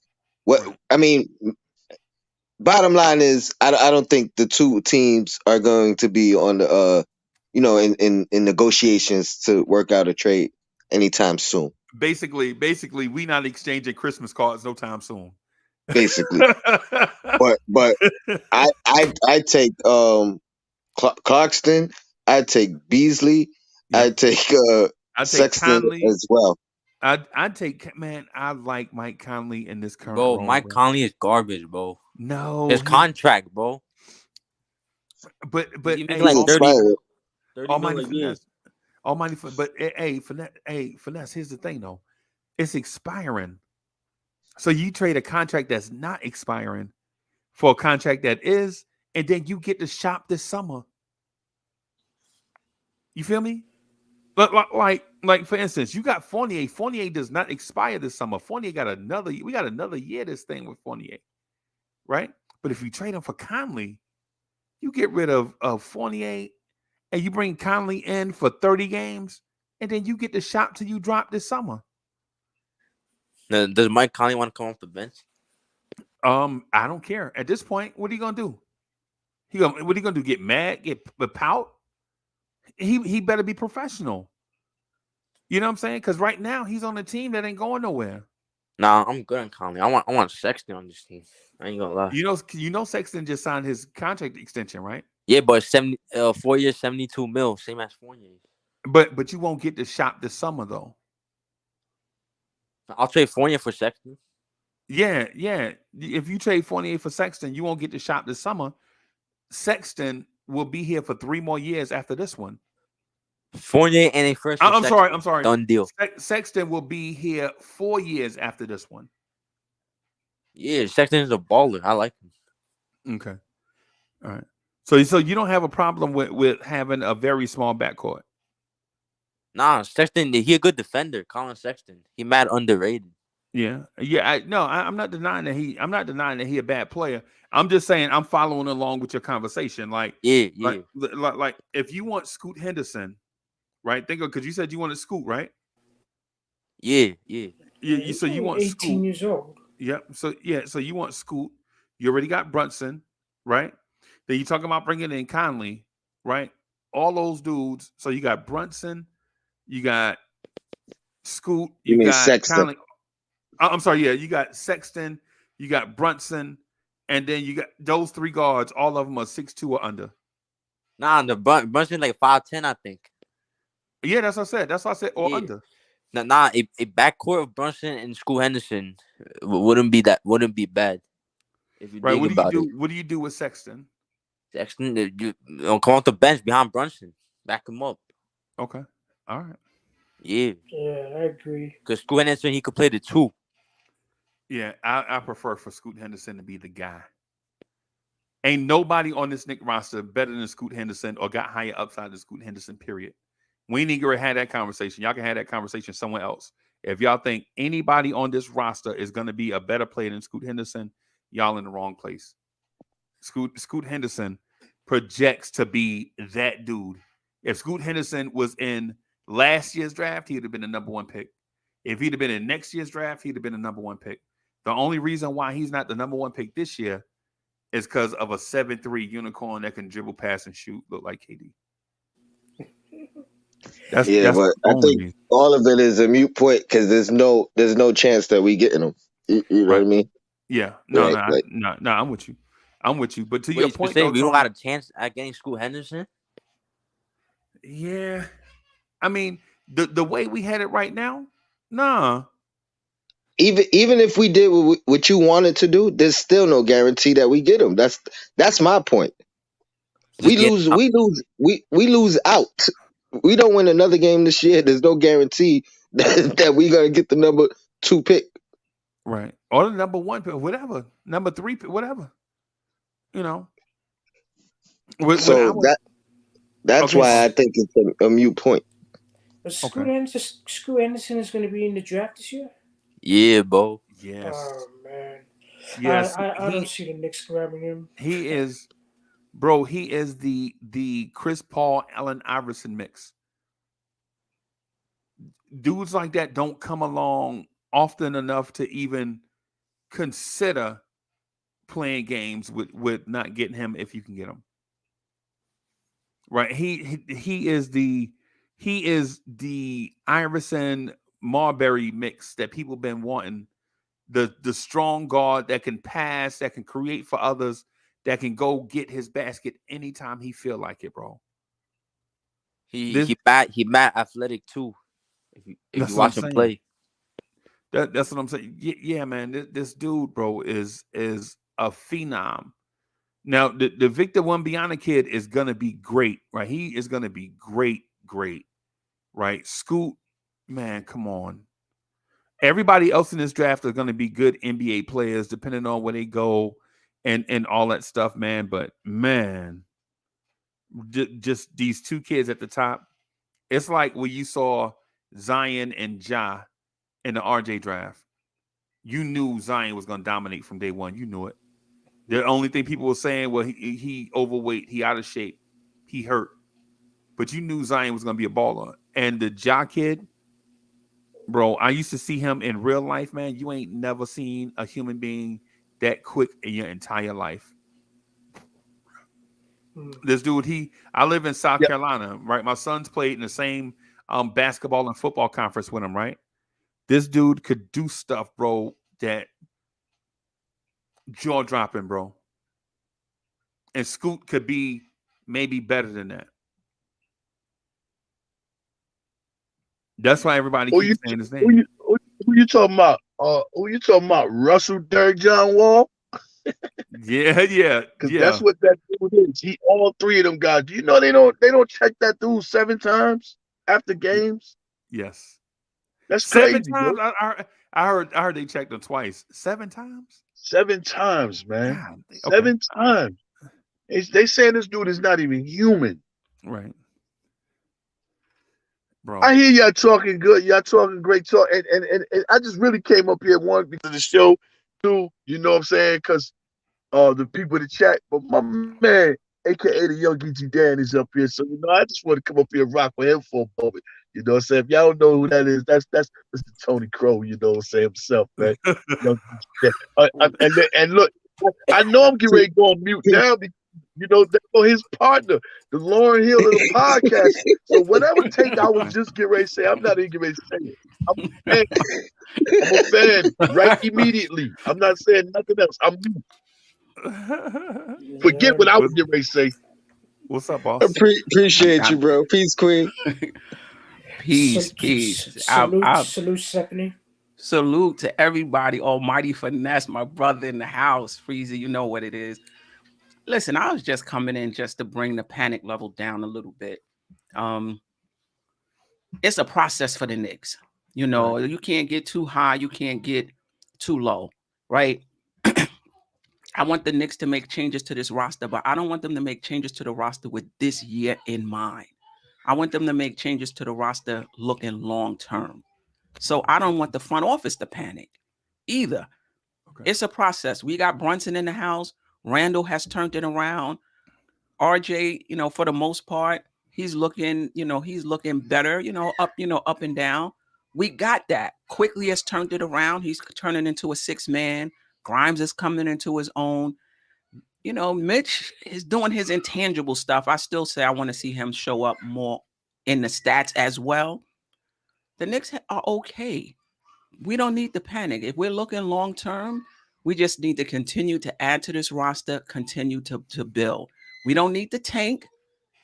Right? This is the same roster when we went on that 8-game winning streak. This is the same roster when we went on that 4 or 5 game. It's the same roster. Can't get too high. You can't get too low. You just got to continue to build.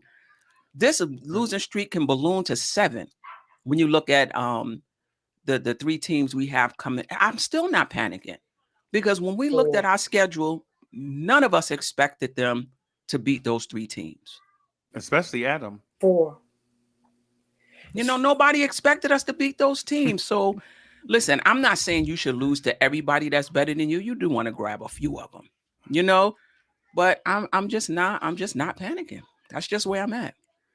Are you saying that you're okay with the current course? With the current course? What do you mean? Yeah, like what we on right now. Because you mentioned like not panicking. Does that mean do something? Does that mean make a major move, but just not with like you're saying shop, but don't binge shop? Is that what you're saying? What I'm saying is whatever your plan was to improve the team coming into this season, don't change it. You know what I mean? Like, don't go out and get somebody that's just going to help you this season. Okay. That's what I mean. Obviously, if a major trade pops up. I'm sorry, go ahead. I'm saying just for this year. Just for this year. Unless it's something like the person is on an expiring contract. You know, that's different.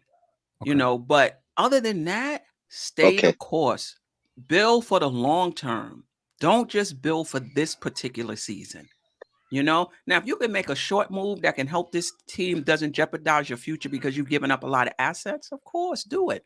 But the Knicks front office, I know we got the PTSD. The Knicks front office is not stupid. They're not giving up a lot of assets for like, for example, the LeBron James that only got a year or 2 left. They're not going to do that. Okay. They smarter than that. You might say they're conservative, okay, but they're not stupid. So you said Queen, hold up. I'm sorry. No, let me just say this.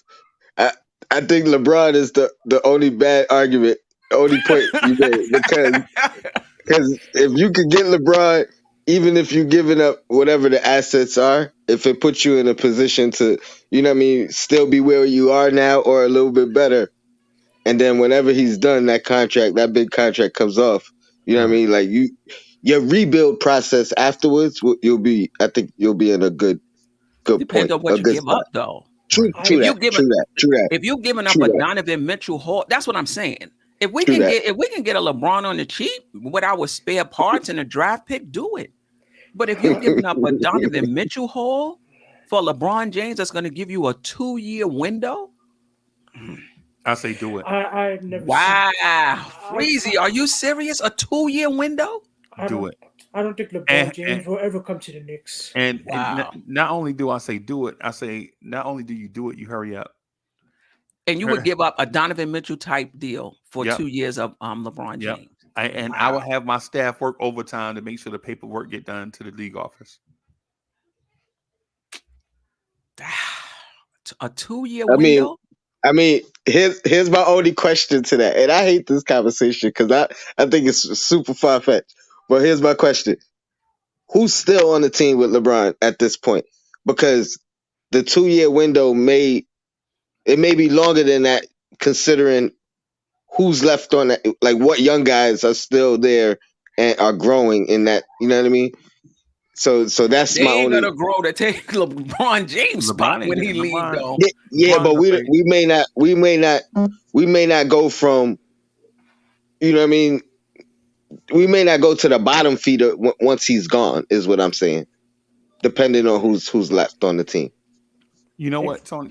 And what they grow into. The thing about it is I know it might sound far fetched, but man, listen, LeBron on this team automatically puts you in the Eastern Conference finals conversation, maybe even the NBA finals, right? And even if you wait 3 or 4 years and do the right moves, that doesn't guarantee that you'll be in the Eastern Conference finals or NBA championship conversation. So I would rather be in that conversation in that window for 2 years than in search for that window for 6 years. You know what I'm saying? And I know at the end of those 2 years you have to start all over from scratch. But guess what? Right now the New York Knicks are 25-23. Right? They don't give you no vibe that they trying to make the championship, the NBA finals. Right? If you could push all your chips into the middle of the table with a LeBron, because think about the Donovan Mitchell thing. Think about the Donovan Mitchell thing. Think about this. All right. So in the Donovan Mitchell thing, we're talking about Grimes, RJ, Mitch, and maybe Fournier and 4 first-round picks. Are we saying that we don't want to give up Fournier, Mitch, RJ, and Grimes for LeBron James? I'm saying the window is short. That's all I'm saying. And then on top of that, you have LeBron coming here to play with Brunson, Randall, and whoever else is left. I think I like my chances as opposed to waiting on Miles McBride to develop a jumper. Can I say something? Yeah, go ahead. To be honest, Frizzy, if LeBron James were to look at this Knicks roster, he will not come here. And I don't see LeBron James coming to the Knicks. Not for a long time. Until LeBron James know that this Knicks can make a run to the NBA Finals, then we might see LeBron come to the Knicks. But if you look at this roster, he will not come here. Right. Nope. Now this was a hypothetical, but say, okay, change the name. Say it's not LeBron. Say it's Giannis. But that's a longer window. Yeah, it might be. Oh yeah. Or Giannis look like he gonna play till he's 45. Yeah, he gonna. Yeah, but what I'm getting at is this though. If you're a Knicks fan, you know, in your entire history, the Knicks have never, ever had a guy that was ever considered the best player in the NBA, ever. The Knicks have never had that guy that was considered the best player in the NBA at no point in their 77-year history, right? But we could go get a guy that was considered to be that, even in this 2-year window. I think I might roll the dice on it. I think I would seriously consider rolling the dice. I think I would do it. Matter of fact, I'm confident that if it was presented to me, right, that I would do it. Because the alternative is finding that guy that might be in that conversation. And history tells us the Knicks have not been successful at finding that guy on their own that has been considered the best guy in the NBA. On their own. They just haven't. And saying that we can do it going forward because it's a new year is naive. Wacko, thank you for the generous contribution. Wacko says, Brunson, quickly, LeBron, Obi, Mitch is a great fit. Bim. He said Brunson, quickly, LeBron, Obi, and Mitch. Okay. That may look good, but what would it take to get LeBron to leave LA to come to New York? What would it take? It's a trade, though. Yeah, it's a trade. Nothing he can really do if the Lakers trading him. What are you gonna do? Get mad? Go on social media? I'm mad because I got retire. Yeah, what are you gonna do? Unless he has a no trade clause. I don't know if he does or doesn't. Yeah. I mean, let's do one different. But I don't think he would oppose to that particular that run of players. And that's what I was saying. With that run of players right there, that hypothetical run of players, when LeBron's gone, granted, you know, I don't know who they're going to become, but you still have a good growth period for Quickly, for Obi, for Mitch. You know what I mean? Like, and if those guys can develop to, you know what I mean, be a lot better than they are now, you know, we may not be bottom feeders once LeBron is gone. So that's the type of trade that I was saying, albeit far fetched. Right, and think about this, Tony. When's the last time you've been to a Eastern Conference Finals home game? Anybody in the chat? When's the last time y'all been to an Eastern Conference Final home game? My bread, I don't got that kind of money. So. Yeah, you know what I'm saying? You know what I mean? And I'm definitely not sitting up front if I barely make it into the Garden, bro. You know what I'm saying? I mean, so it's one of them things that you got that we have to consider. Like, if there is a move that's out there, I feel like okay. So let me say this respectfully to the Queen. I think the Queen is nervous. I don't want to say scared. I would say timid. Not at all. Not at all. I would say the Queen is timid about. Not at all. Not at all. But you're not going to give me. I'm going to legit buy the Queen a virtual guard dog. Nah, listen. You can't sell me on a 2-year window for this team. You just can't sell me on a 2-year window. You got it. Chemistry is going to take up a season right there. You're not going to sell me on a 2-year window. Give me somebody else, and let's roll the dice. And let's roll the dice. I'll tell you why she's right though. Like if you look at the history of all these built championship teams, they never win the first year. Right. Not one of them. So you know what I mean. You almost got to throw a year out the window, and then some of them, have yet to win. Brooklyn. So there, it's no guarantee. Even when you do that, I agree with her in the sense that we're building something. We have to continue to build and not panic per se. You know what I mean? I think small moves and long-term moves are the way to continue to build rather than total rebuilds or a panic move that may be detrimental down the line. I'm just saying I'm operating by the Shakespeare code of it's better to have loved and have lost than to never have loved at all. So basically what I'm saying is better to get LeBron and experience that for that short time to not have that feeling at all. He said, I take the bubble ring and the turmoil. You know what I mean? Then you know what I mean? Just struggling and trying to reach the top. Yeah, I hear you.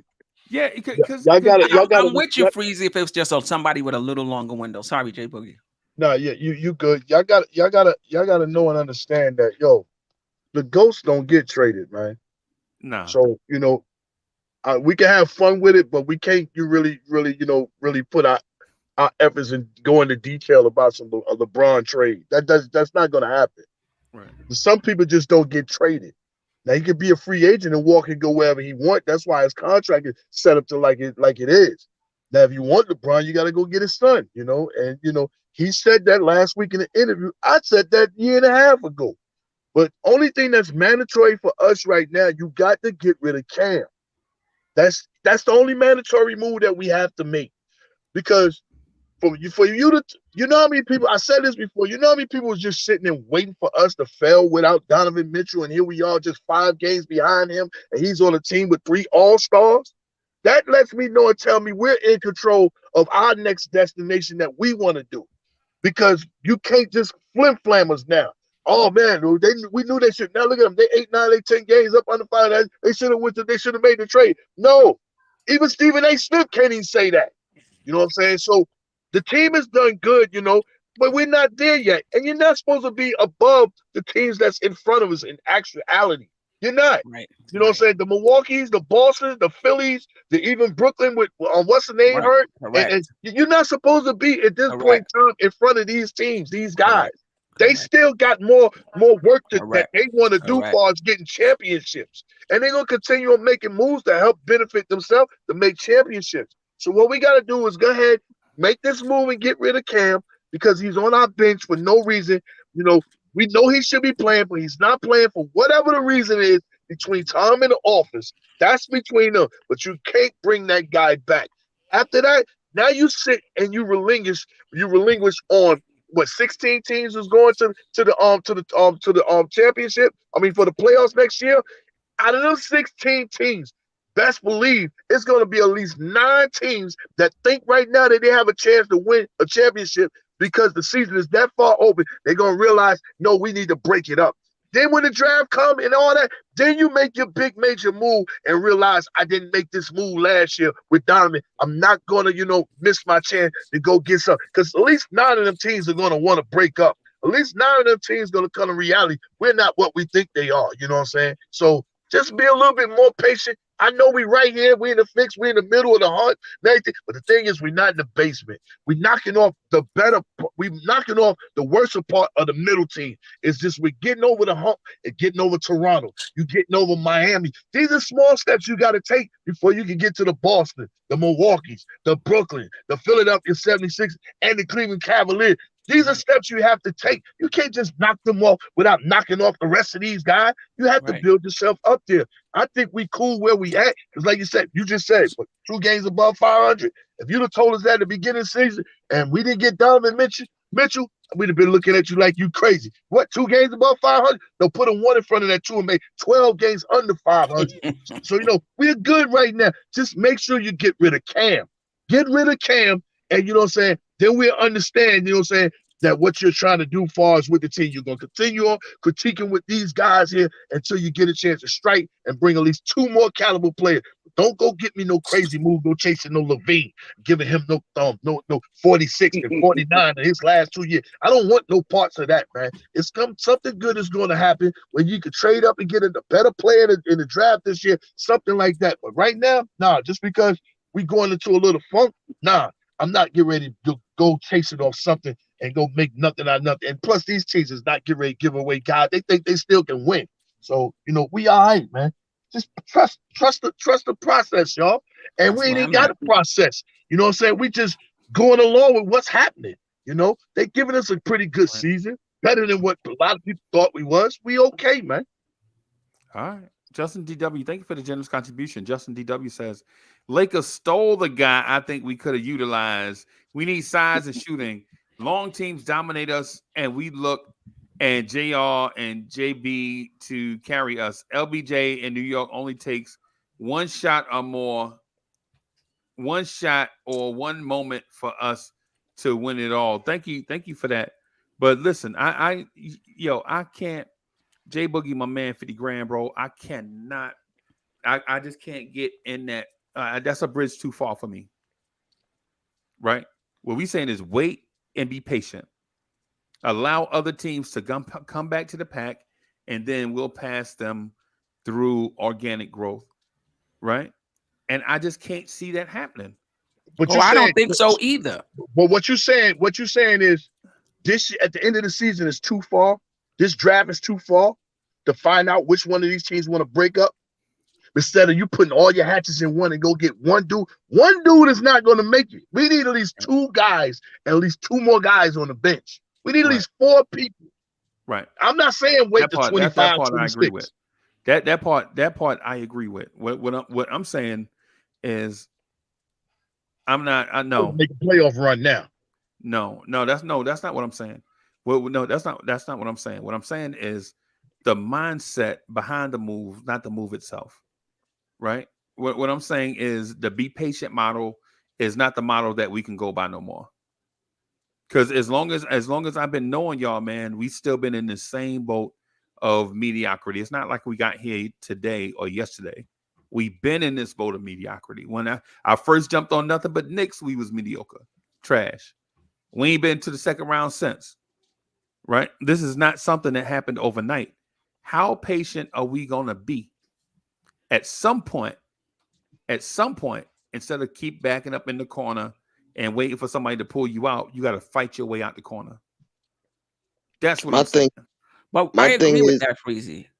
I think we using patient in the wrong way. I'm not using patient to mean 10 years. I'm meaning patient to mean don't panic and make a short-sighted move. That's all I mean. In this moment, I agree with you. The only notice, I didn't say go out and get anybody. I only said that one thing when LeBron James' name was brought up. So I think y'all taking that y'all might be taking that part out of context. Okay. I'm not My saying thing, do this for any guy. Okay. my thing, Freezy, is it's hard to separate, and I think as Knicks fans, we suffered for so long. You know what I mean? It's hard for some people to look at things in different spectrums or different subcategories, if you will. Right. Like this current regime, I think you gotta look at this regime and separate them from the previous regime and the previous regime. Like we're doing good things now. You know what I mean? Like we're better structured. We're better situated financially for the future. Like there's been mistakes, but there've been minor mistakes. They haven't been mistakes that are going to potentially hurt the next regime, if you will. You know what I mean? Like so I think we're moving in the right direction, and I think there's a fine line between the patience that we need and just Panicking. rushing things because we gotta make a move. You know what I mean? We gotta correct things. I think we're moving in the right direction. That's basically what I'm trying to I say. don't disagree. So let me speak I don't on. disagree with that Sorry, part. people. I'm gonna And speak on hold on, let behalf me of. just say this real quick, Go Wiz. ahead. I don't disagree with that part, right? I think what happened was the trade deadline is one thing that we looked at, and then we looked at the off season, and then we looked at the future.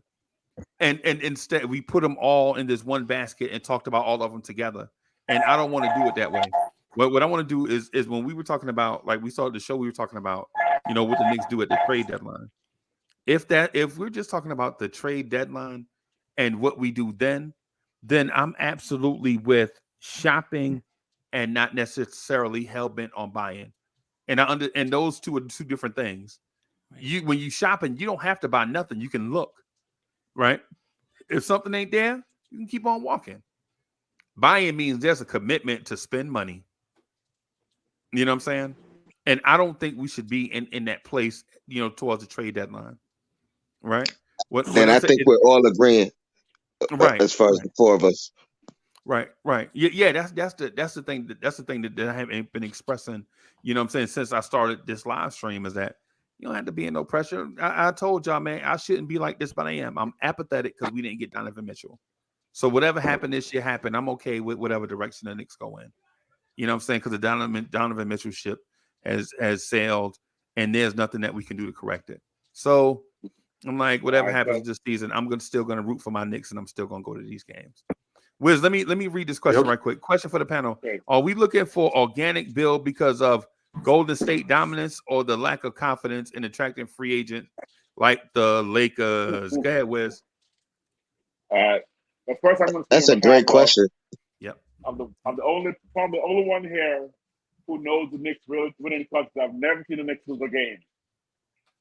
I mean, I gotta add a little bit of side note that I saw the Knicks first game in like '75 when we had our superstars there. Yep. Then I saw the Knicks in the late '80s when after college. Yeah, we had Bob McAdoo and Spencer Haywood. Right. I actually saw Lonnie Shelton hit a game-winning shot at the buzzer in my first game at the Garden. And then after that, I saw the Wiz, you're not the only 50-something up here, bro. You gotta cut that out, bro. Okay. It's other people that's in their 50s, bro. I remember Spencer Haywood. I remember Bob McAdoo. I remember Ray Williams. Come on, bro. I saw Frazier too, and Earl Pearl with Lonnie. Frazier, Windmill Phil. Yeah, I remember all of them. So, but I'm the only one who probably skipped over watching the Knicks post that game. And then next time I saw them was after Patrick Ewing came aboard. Okay. And every game I saw from that point on, they have won. And I was in a 2000 Indiana Pacers game at the Garden, and they won. So I have seen the Knicks only when they win. So I'm an authority on the Knicks winning. I'm sure no one else can say they've never seen the Knicks lose a game. But I left New York for LA after 2000. So it's probably why they're losing, because I'm not there. That's one fact. Family, I gotta jump off, family. Okay. Hey, thank you for coming Peace, through, J boss. Boogie. Hey, Well, you better come on home, Wisdom. Now, I know I gotta come back. Now, Queen, man, this weekend it's been a bad weekend, Queen. No doubt. Friday the Knicks lost. Saturday my Giants lost. I think Saturday evening was it when you predicted you said Tim's got an A, so the Queen was wrong for the first time in my life. Thursday. You gave so Thursday you gave Tim an A. So they started off bad from that day. So I said the Queen was wrong. I gotta unsubscribe. I'm leaving her channel. I'm not coming back. I couldn't let go. Nice. He gave him an A for the first half. Next was Knicks lost. Saturday, Giants lost. Sunday, Knicks lost. Today, Queen is wrong again. Oh my goodness, what's happening in the world? So the Queen said something, and it's not like we gotta clarify the statement. You said that they should stay the course that they had planned on when the season began. Right. Maybe you want to correct that a little bit because 3 things changed since the season began. iHeart is not who they thought he was, or that didn't play the way he thought it was. Right. Cam failed. Right. I'm sure they started the season thinking Cam is probably going to come around. iHeart, we got a good backup center. And then, of course, Mitch gets hurt, and the team seems as if their defense. But you knew Mitch was going to get hurt. All of us up here have seen Mitch Robinson long enough to know Mitch was going to get hurt sometime at some point during the season. Mitch usually doesn't to make it to February. What happened to the final that? But let me clarify my statement though. Clarify. None of those things changed the direction that the Knicks were going in. iHeart doesn't change the direction the Knicks is going in. Neither does Cam. Neither does Mitch injury. The Knicks came into this season thinking we're going to continue to shape this team into a championship contender. We're going to play this season. We're going to see where we are, and we're going to make the changes, whether that's at the trade deadline, whether that's after the season, to shape this team eventually into a championship contender year after year after year. That's what you do. You see where you are. You make the changes. You see how those work out. That's it. Nothing changes. Nothing changes because Cam didn't work out. You're still trying to shape this team into a championship contender over the next few years. Okay. Long term, you're right, Queen. It was a play. So it's almost like play and react type scenario this year for that. It wasn't like a plan. It was like, let's see what happens and adjust based on what happens, right? Is that what you're saying that they were doing? This foot office was having that kind of insight and foresight to go, we have an idea, but as things happen, we're going to make adjustments here and there. Oh, very clarify. What do you mean by that? This is how, in my opinion, you make changes like they did in the offseason, bringing in Brunson. That's one change. Where you going to get from that, right? You make it. You at the trade deadline or in the offseason, you make another change. You keep adding to your team piece by piece, step by step, until you evolve into a championship team. So in that respect, nothing has changed. The Knicks are going to do the same thing that they were going to do because we're not championship contenders. They're going to continue to build the team toward a championship contender.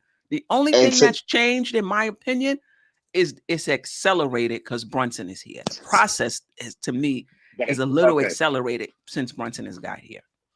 Hey, Queen, just to piggyback real quick. Even when you get to that championship level, you still not done. You still trying to improve your team. So that never stay there. That's true. Yeah, that never stops.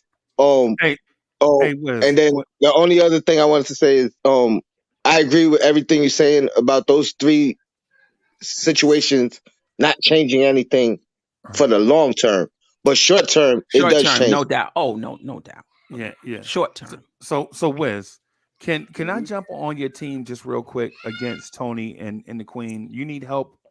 Can I jump on you? Come on, baby. Okay. So the thing I think that in theory, what Tony and the Queen are saying are accurate. The thing I don't think they are taking into account is while you are doing that, what are the other 29 teams in the NBA doing? They're doing the same thing, Freezy. They are doing the same thing.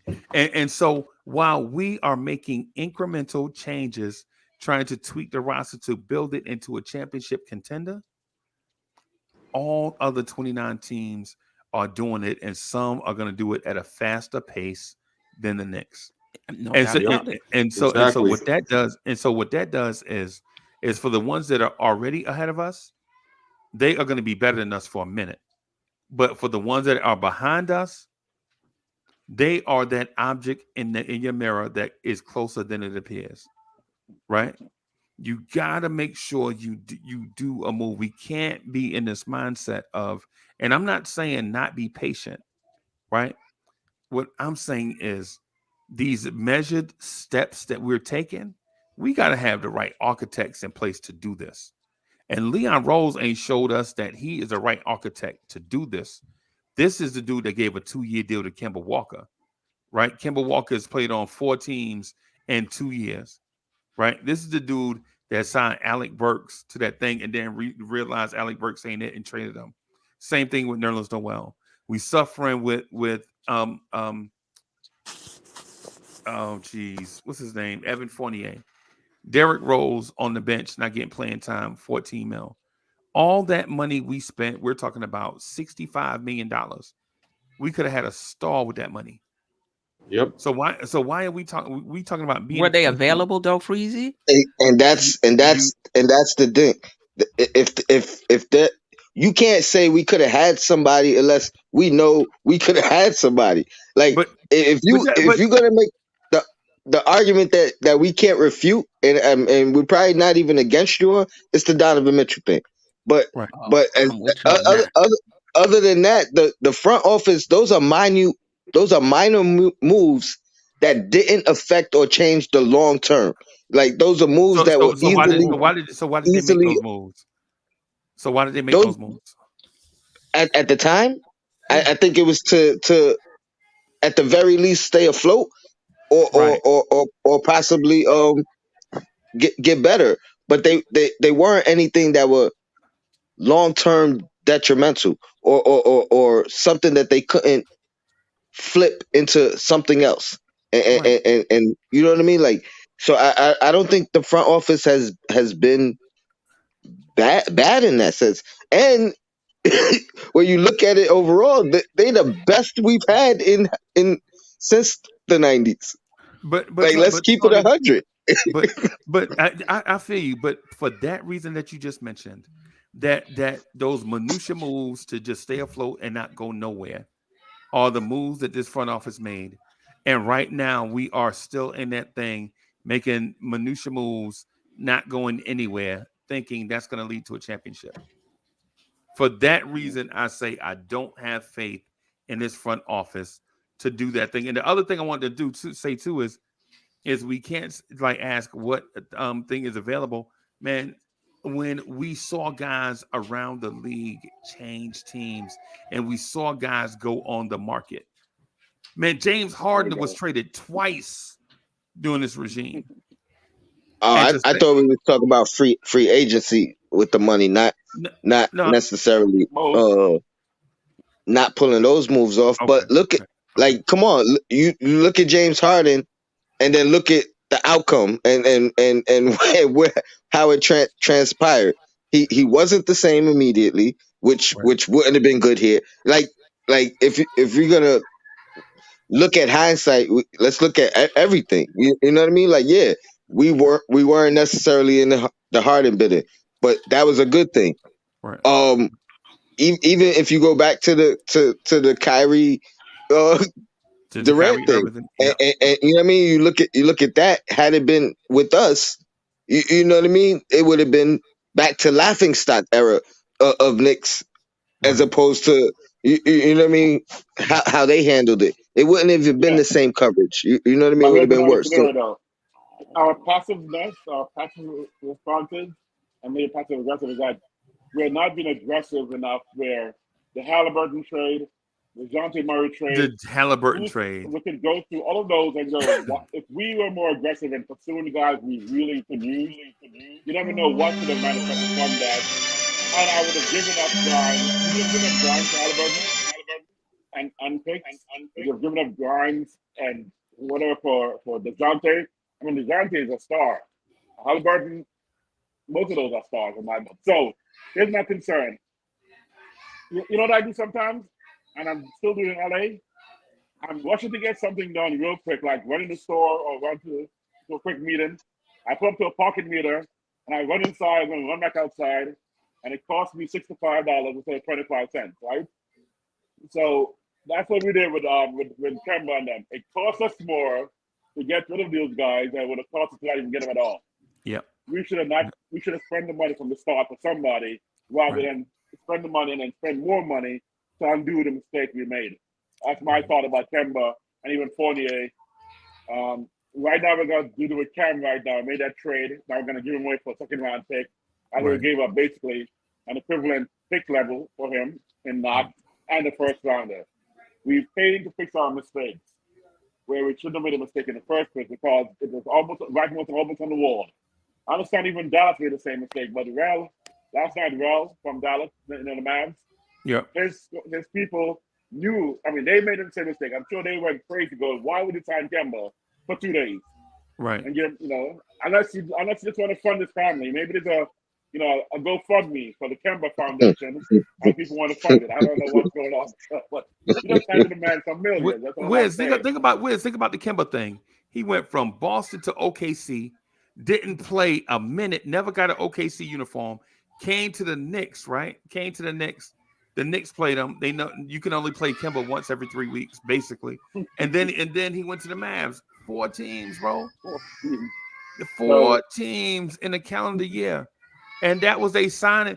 Bro, Kemba Walker introduced our City Edition jerseys. I know, exactly. What? With Randall right there, and then found one even Randall was off last year. He was like, who am I if you're going to give that guy who's going to pay less than me, who's injured, and you're going to walk up and let him present the jersey? Even RJ could have played on the jersey. But listen. So let me make sure y'all on the same page. Oh, I mean, because I don't think you are. Because Freezy, you're saying kind of be patient and wait, and I think I'm sorry I can't see your name because it's covered. But that's wisdom. You saying we got to do something immediately, like a big move now. No, I don't think we have to. I'm saying, but we got to be proactive and aggressive. We're too passive right now. We're looking and waiting. We have to be. Waiting for that prey to come up. We got to be proactive and aggressive. There are guys who can be pulled away from teams right now, but because we're not making an active move towards it with some aggressive, offers that are not even that aggressive. Like I'm saying, our potential right now, except for Dallas, we probably won't convey. So Detroit, Washington, Milwaukee picks, and all second-round picks.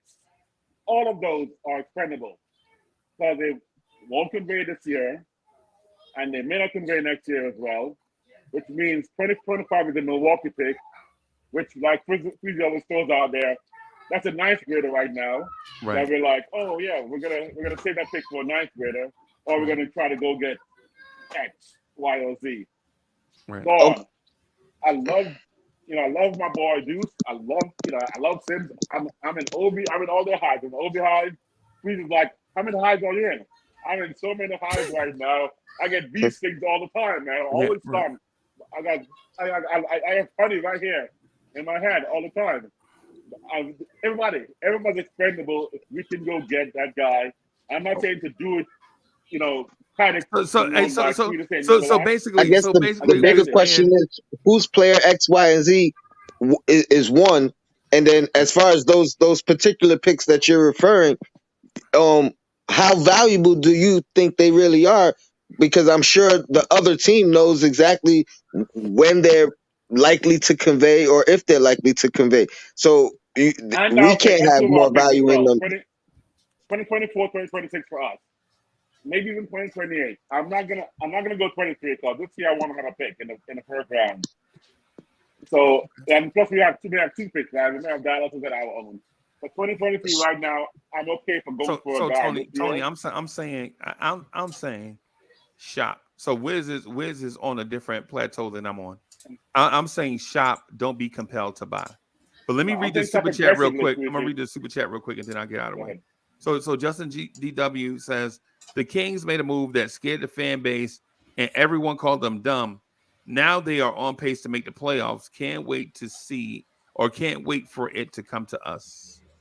Them. Yeah, that's what I'm saying. I'm not saying to go spend the money blatantly, but if you're going to go to the car dealership, Weezy, right now, that Benz SUV, that Lambo that you're looking at, you know, that Range Rover. You Yeah, go there and that right under Porsche the little Cayenne. markup. I'm too big for that Porsche Cayenne, bro. I get in there and that thing clamp my knees together, bro. Yeah, man. Right, It's not for the dudes 6'5", bro. There's a markup right now for those cars right now, right? Because, you know, there's supposedly, you know, whatever supply chain issues, etc. I deal with But an right old Chevy now, you Blazer. want it, Old Chevy you Blazer. got to be a little aggressive to negotiate aggressively. And maybe don't buy it, but you got to negotiate aggressively. Don't but they could be doing that. We don't know. They could be doing that behind the scenes. But I just want to say, this is revisionist history now when it's coming to Kemba Walker. Because when we traded for Kemba Walker, this fan base was on fire with hope and anticipation. Not me. Not me. Not you, Queen. Not me. I wasn't. But now everybody's like, oh, they messed up. Oh, they shouldn't have did that. But when it happened, you couldn't even, if you was to say, now I don't know about this move, they wanted to throw you off the channel. Me? No, just in general. They thought you were being too negative. They thought you were being too negative. Of course. My stance at the time, and it stands. Go ahead, Ty. My stance at the time and its stance was it was still a low risk, high reward if it panned out, but it didn't pan out, which it was a low risk. You know what I mean? It didn't affect anything long term. It did, Tony. And this is what I'm trying to say. And I said this at the time.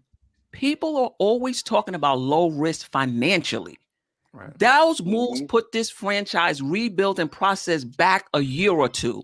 Where would we have been had we made other moves in our process? We would have been like a year or two ahead. Right. That's what I'm saying. So it didn't cost us financially. When you say other moves, what was the other move? Like, because I don't think I'm gonna tell you. We came into that offseason with plenty of cap space and plenty of assets. Yep. You cannot come out of that free agency with Kemba Walker and Fournier. Hey, you can't. Queen B, but here's the thing. But I don't think Fournier, the Fournier thing. That's real quick, Tom. Just real quick. What player did we give up and go for Kimber instead of? That's what I'm saying. I think the entire Kimber was free agency class who was free agents at that time. But the entire free agency class. The thing about the Fournier thing wasn't the Kimber move done pretty much late? That was like almost like a saving grace type thing because we kind of struck out everywhere else. Now let me tell you why we struck out. Because the Knicks put it out there that they wasn't going to pay. The Knicks put it out there that they weren't going to meet. Listen, these front officers are talking before free agency. They put it out there. We're not willing to meet Ball's asking price. We're not willing to meet so-and-so's asking price.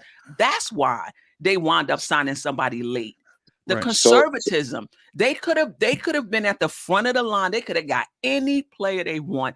They didn't want to pay. But here's the thing. Hold on. Wait a minute. Here's the thing. The thing is, the Kimbo thing looked like you were being fiscally conservative, right? Where you dropped the ball at, then I'm talking about the front office, is overpaying Evan Fournier by $20 million when nobody else was even going to $70 million. And then it wasn't even about the contract. The Knicks traded away 2 second-round picks to acquire Evan Fournier in a sign and trade from the Boston Celtics, and then it gave him the money, right? So now not only did we give him bread, we traded away picks to get Evan Fournier. And the Boston Celtics did it to get a trade exception. We could have kept that trade exception, and then that way when the trade deadline come up, we could have accepted more money than what the CBA would allow because of said trade exception, and went out and got Evan Fournier's production from someone else for about $8 million a year. And to get rid of Kemba, we didn't get your draft pick or Queen's draft pick because we gave up a first to get rid of Kemba. So Kemba we paid on both ends. Right. To get him and to get rid of him. We paid. Right. I don't know why we forget Evan Fournier was a sign and trade, but we gave the Boston Celtics 2 second-round picks for Evan Fournier. That's bananas. And he had his moment as a Knick. You know what I mean? He's cemented in the history books. But back to the Kimber thing real quick. My thing is like I'm looking at it this way. Let's say we got Ball. Ball's not playing right now. Whatever. But even moving forward, if we did a different move at that particular time, if we wasn't so frugal then, we wouldn't have Brunson now. And if you're gonna make the argument about then, I think you got to pinpoint that particular player. Was it Laurie at the time? You know what I mean? Was it who would you have preferred now as opposed to having Brunson then? Hindsight is 2020, Tony. At the time, I would have took any one of those guys over Kemba Walker. No, but as opposed, but if you're gonna speak it hindsight, let's speak where we are now. So who would you prefer then to have right now as opposed to Brunson? No, Tony. No. Brunson wasn't part of the picture 2 years ago. That's not fair. And it wasn't. If you're gonna use hindsight, then let's talk about where we are currently. I'm not using hindsight. I'm not using hindsight. We'd have still got Jalen Brunson, bro. I think even if Kemba would have played well, I think we'd have still signed Jalen Brunson and brought Kemba off the bench. No. That's not. But that's my argument. That's my argument. I'm saying he's talking about the free agent. I'm telling you, Tony, I'm answering your question. Okay, in that moment, I would have took any of those guys over Kemba Walker. You're gonna come 3 years later and say, "Oh, would you want them over Brunson?" That's not fair. In the moment, you're right, Queen, because we talked about this. You was never a fan of the Kemba Walker trade at all, so you're gonna have to say right. But my point is, let's say you're saying any one of them. Yes. What I'm saying is, okay, it worked. If your argument, Tony, is it worked out in the end because we got Brunson, okay, fine. That's not my argument. My argument is you got the money as a front office. Go out and do your thing. Stop waiting 2 and 3 years. Okay, now Brunson. Unless you're telling me that was your play 2 or 3 years ago, then that's a different story. Then that, yeah. Okay, but that was my argument before Brunson as well. That the move was small. It was like it wasn't as big as people were making it seem to be, because we were still in position to get Brunson. We lost momentum, Tony. We came off of that fourth seed and we lost momentum and we were a step back, and now we're building back up now because of a lost season last year where we could have been the organization in terms of us evolving into a championship contending team. We could have been 1 year ahead. To me, last year was a lost year. I agree, Tony, but Tony, let me do one argument, Tony. Let's say we didn't go get Kemba. Let's say we got Schroeder instead, right? Schroeder? Because he was available. Schroeder. Schroeder. Okay. Schroeder. Okay, so Schroeder would have been a point guard we had signed. We come into the end of the season last year. Let's say cap space wasn't there because Brunson was available and we probably couldn't get him to the cap space. Whatever the reason was, that to stop us from getting Brunson. But we knew that Schroeder was not who we needed. So at that point, again, aggressive, determined, with the picks we would have had without Kemba and without Fournier, we didn't have to pay for Schroeder, right? We would have. Schroeder's a great argument. Right, he would have been a better point guard. He'd have probably helped IQ grow better and do etc. But probably less salary too. And we'd have had him at a position where we may have been able to trade cap space for Brunson, or go aggressively and go get DeJounte or Halliburton or Donovan. That's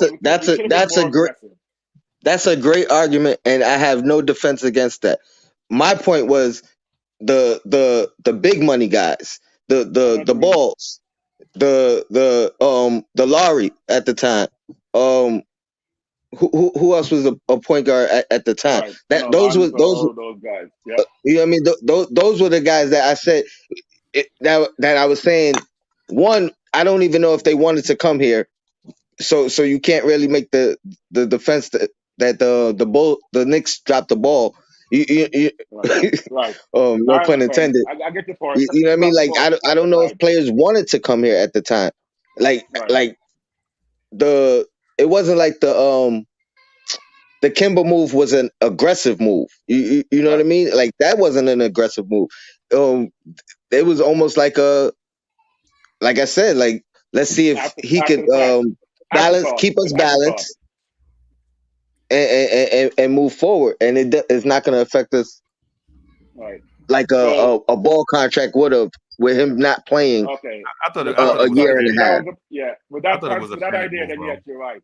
But Schroeder would have been I thought the move so too. that would have had us ready to make the next. And I liked Schroeder at the time as well. I thought there were better moves out there than Kimba for sure.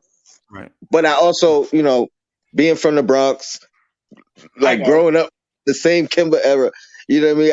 I thought he was gonna be okay, healthy.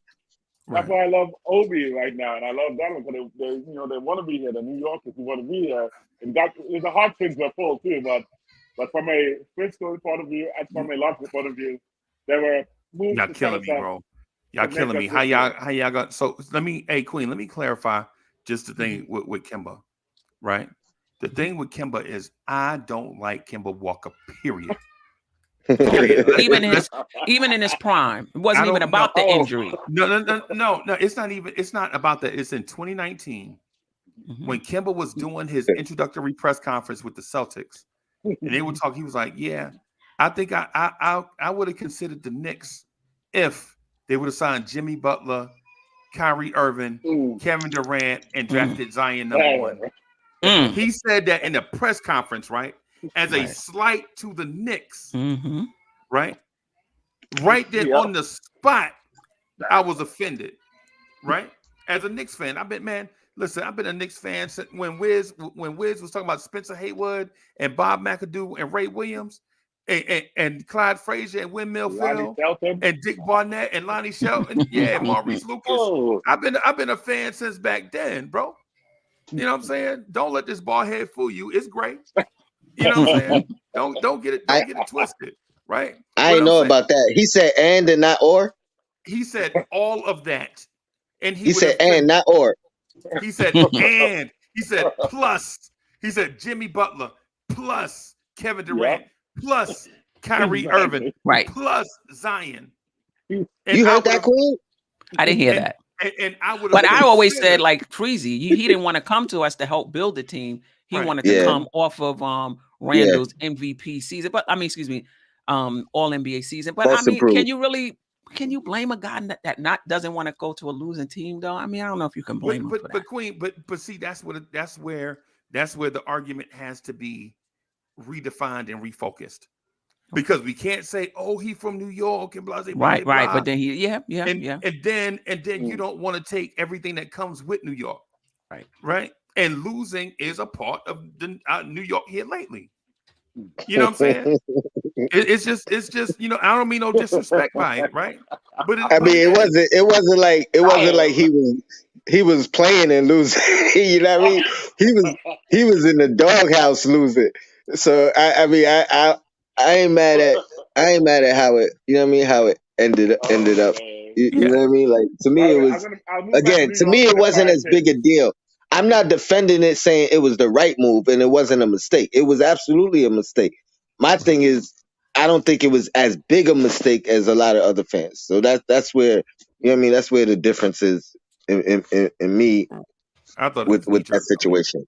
I thought it was knee-jerk, Tony. The whole thing, Elfrid Payton, the way Elfrid Payton left and Kemba Walker being out there and he's smiling in front of the cameras and he from New York and he coming off a playoff team and him and Fournier played together and ain't gonna be no, it was, and then he come here and he the face of the franchise taking a picture with the,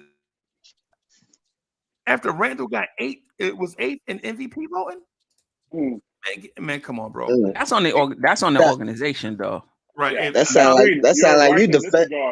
like you defending part of Randall's mental breakdown. I didn't even really think about that at that point. I mean, I think I thought about it when it first happened, but you know what I mean? Bro, Tweets was wrong. Sorry, I'm going for your boss. LeBron, come on, man. 2-year window and LeBron. You're always right, Queen. Where's are you buffering? Where's is your internet slow? Where's you on dial up? What's going on? We talked about that 45 minutes ago. I know. That's why I just get to let the queen know she's always right.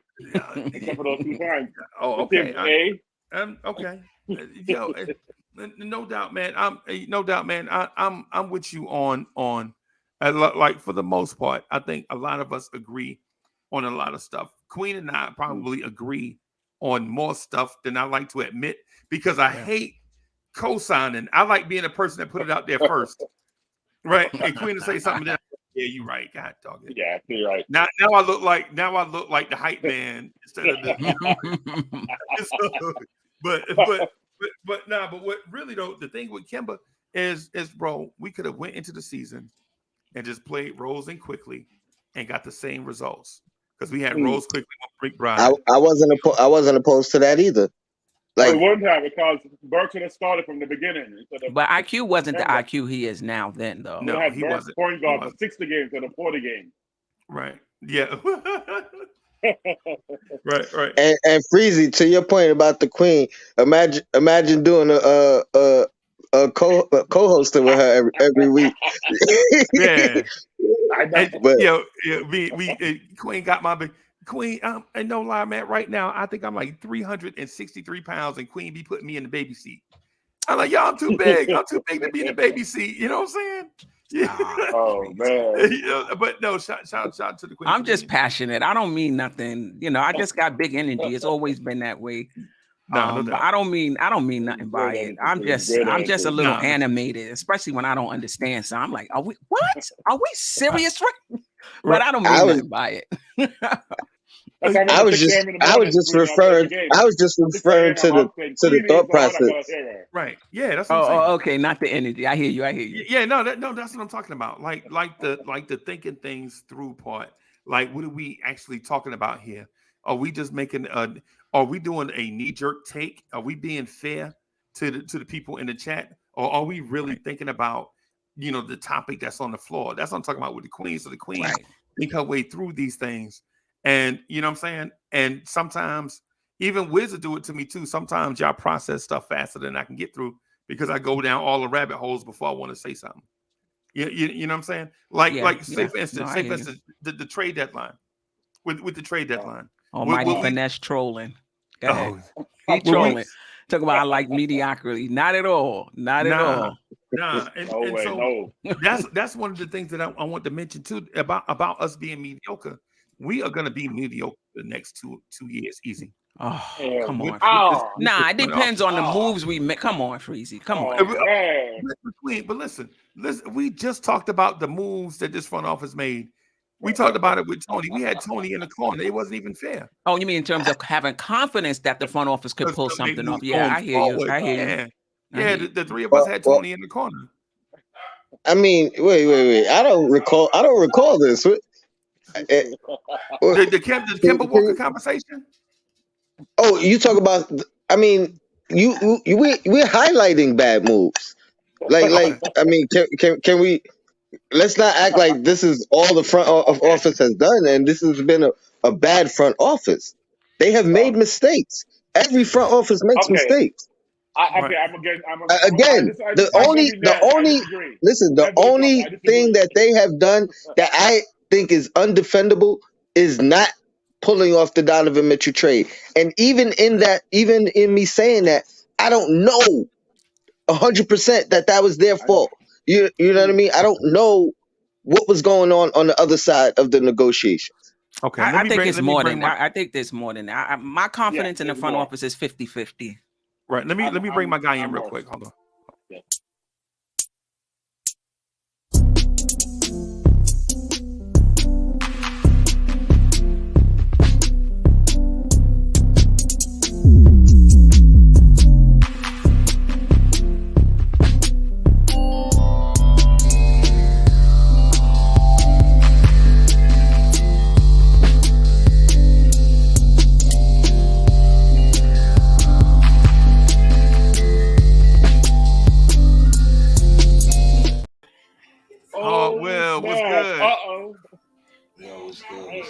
Salute, Hardwell.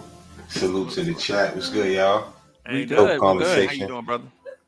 Just wanted to come up here and talk with y'all for a bit. Dope conversation. Yeah, man. Yeah, man. So whose side you on, boss? Who? Paul Will. Who, me? On which point? Y'all got so many good points up here. Which point? Every point Creed makes. Okay, so let me ask this then, and we'll decide whose side you on. What's your confidence meter in this front office building a championship contender? Oh, you talking about that point? Well, I got more confidence than I've had in a while. So I'm kind of like, I feel what y'all saying about like we need to make more moves and be a little Hey, you more got something aggressive. playing in the background? No, me? Yeah. Hold on, let me see.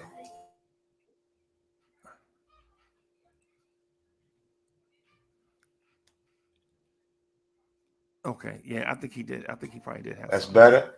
Yeah, Yeah. that's better. hey, that's perfect, bro. I'm sorry, my bad. Nah, ain't nothing. Yeah, like I said, man, I've been a Knicks fan for a long time. So you talking about did they do things to help us improve? Of course they did. A lot of good points is made on both sides in reference to a lot of players we didn't, look at, which we should have looked at. You got great points with the Fournier situation, the Rose, because now they sitting on the bench. Nobody could really argue those points. It's coming out now. We've been saying it, but now it's coming out when you see certain things going on. And I feel like with the camp situation, it's just lingering. Even to see moves made today, it's just another sign of them not knowing really what they gonna do. Things just sitting around. But like I said, I'm kind of in between with it, trying to give them a little bit of a chance because I believe they Pink Panther, bro. I believe they that detective from Pink Panther, bro. What's Inspector Clouseau? I believe they had freeze. You know how when the movie start, the detective have all the clues right there, but then he walk around for like 2.5 hours of the movie, and he go right back to where the clues was at. Oh, they was right here in my lunchbox. Yeah, that's what I think this front. Mr. Magoo. Yes. How about Yes. Roadrunner? Roadrunner. Who's Yeah. I'm 50-50 on the front office. 50-50.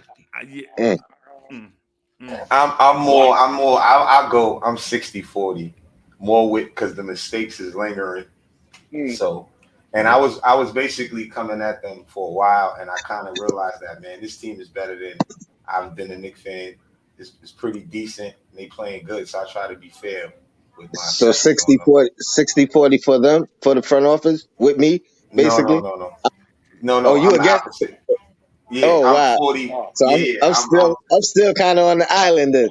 You know why, I'll take Tony? it. But 60-40 ain't that bad, Tony. 60 now. If you would have said 80-20, if you would have said 80-20, I would have been like, Queen, I don't know. But Queen, you feel why I feel the way I am? Yeah, no doubt. For a while, and we no haven't doubt, I been do. this decent.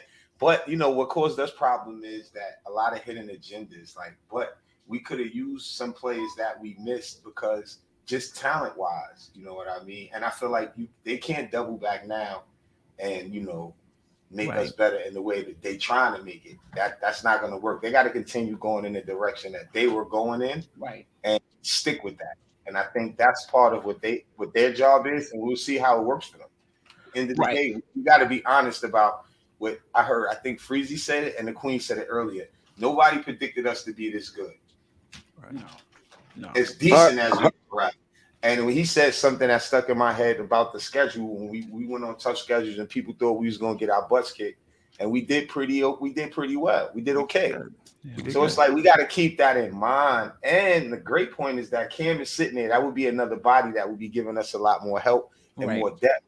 And a lot of certain things a plug-in could change this team and put us right back on the right course. And that's what I think a lot of people missing, because I didn't expect them to one last point is this: they do got to get back to sharing the ball more together, because when we were winning, that's what we were doing. We were giving up the ball on time, and it wasn't like y'all said earlier. It wasn't so much hero ball. So it's like the basketball show you what shot is presenting you now. If the shot clock is running out and you got to shoot, fine.